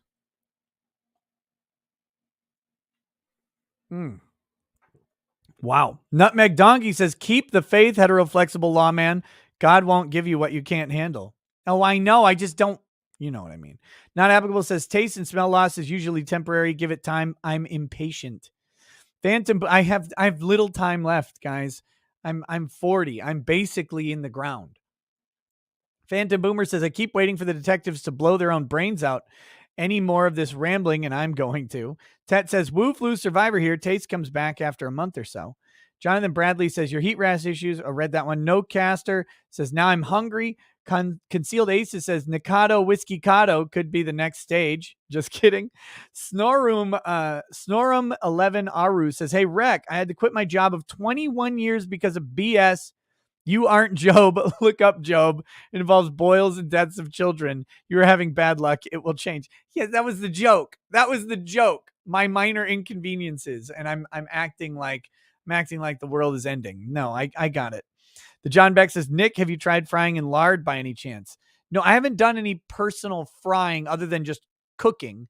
Like I said, cooked pan-seared some steaks the other day and noticed that too qualified.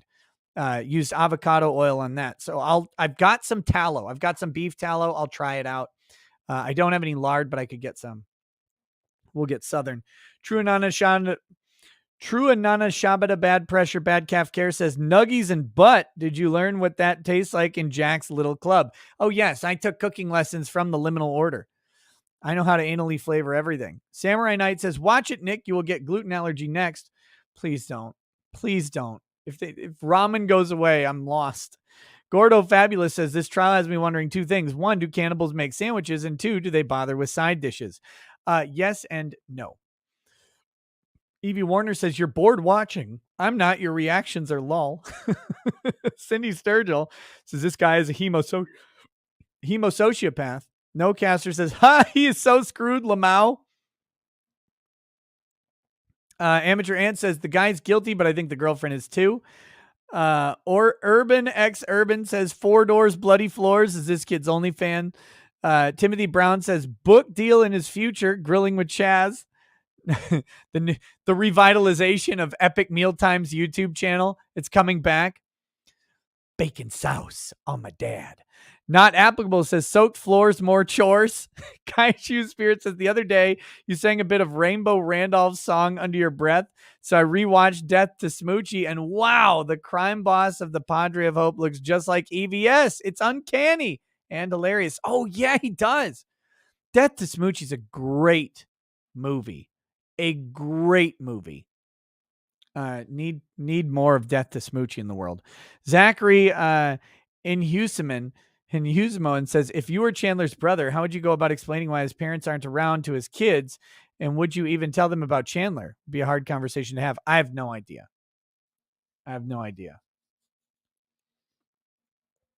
Tux Loves You says, check your Twitter DMs for a super gunt surprise. Penguin Heart You? Oh no, what is this?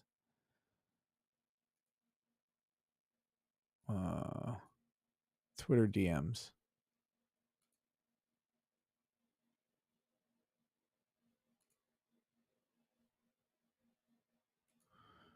Hold on, I'm looking for it. I gotta find it.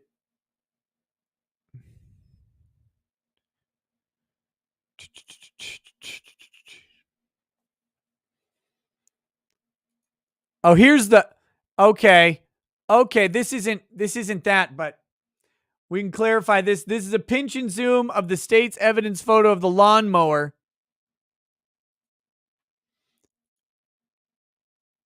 Hold on. This is not it. I'm still looking at the other thing. Look, I don't buy it. I don't buy two water retention structures that rhymes with Mike. I don't buy 2 of them on this tractor. I don't give a shit about this trailer either. We don't know if that trailer's attached. They didn't talk about the trailer. Said they hopped on the lawnmower. Make them tell the story about how one of them's riding in a trailer while the other's driving. Instead of walking the 50 fucking feet to the pool. It doesn't make sense. I don't like it. I don't trust these people. They're sus.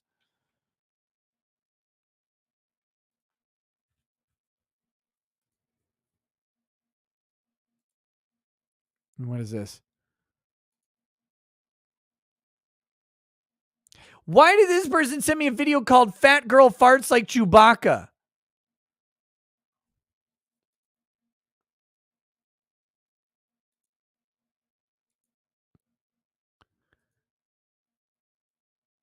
Wait, what is this? What is this? The fuck is this? Oh, okay, is this the Mario thing? I don't know if I can show that. I don't know if I can show that. Sorry. Okay, let's go. Let's go. BG Willia says, now can we resurrect James Woods, the hangman of Nuremberg? Cerberus 2185 says, plot twist is actually an elaborate double suicide. Alexander Blind says, watching your show helps me get through the work night. Keep up the amazing work. Chris Webb says, why are the cops allowing this? How much would of this would be admissible? All of it. All of that testimony. He consented to it after being Mirandized. All of it's admissible. Mandy Karavicha says, Shaggy voice, like zoinks. Chandler's done for, Scoob. Roro.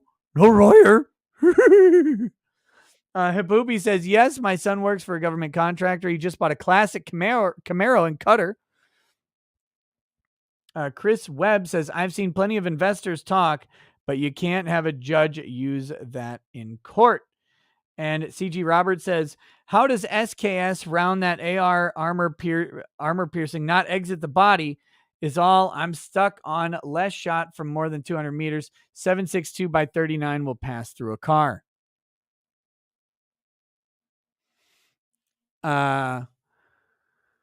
Okay, there you go. That's the show for tonight. that's the show for tonight. I need to go get some food started so we can do a Twitch movie. I'm not sure what we're going to do. It's going to be short, guys. I think I have to be up early. I don't even know. I literally don't even know anymore, but I will be over on Twitch. We will do a movie night. I will see you there. I love you. I love you. I love you. Thanks for bearing with me through the fucking audio issues. Prepare for more of them in the future, obviously, because nothing can go right anymore. But we'll see you guys. We'll see you on Twitch, and then we'll see you tomorrow as well. Have a good night, guys. Peace. Peace.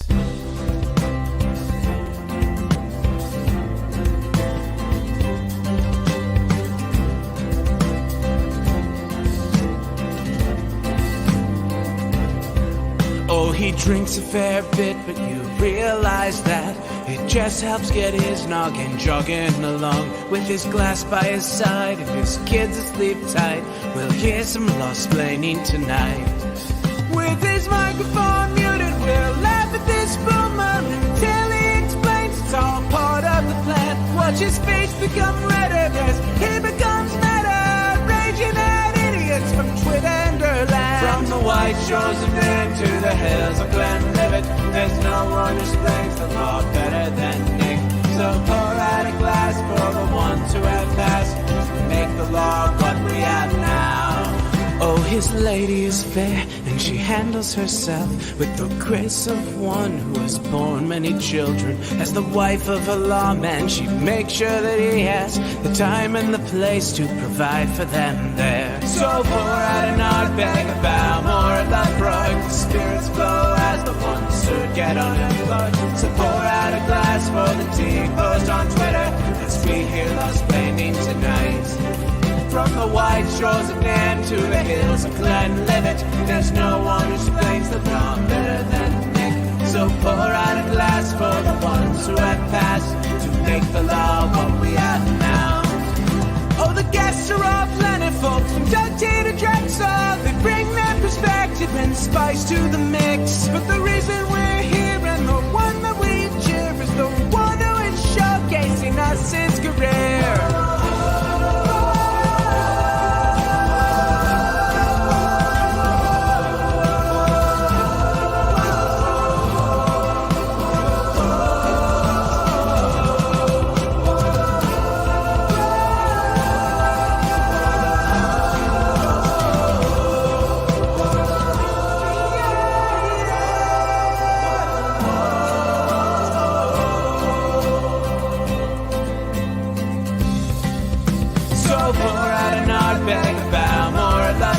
Spirits flow as the ones who get unemployed. So pour out a glass for the tea post on Twitter, as we hear lost-plaining tonight.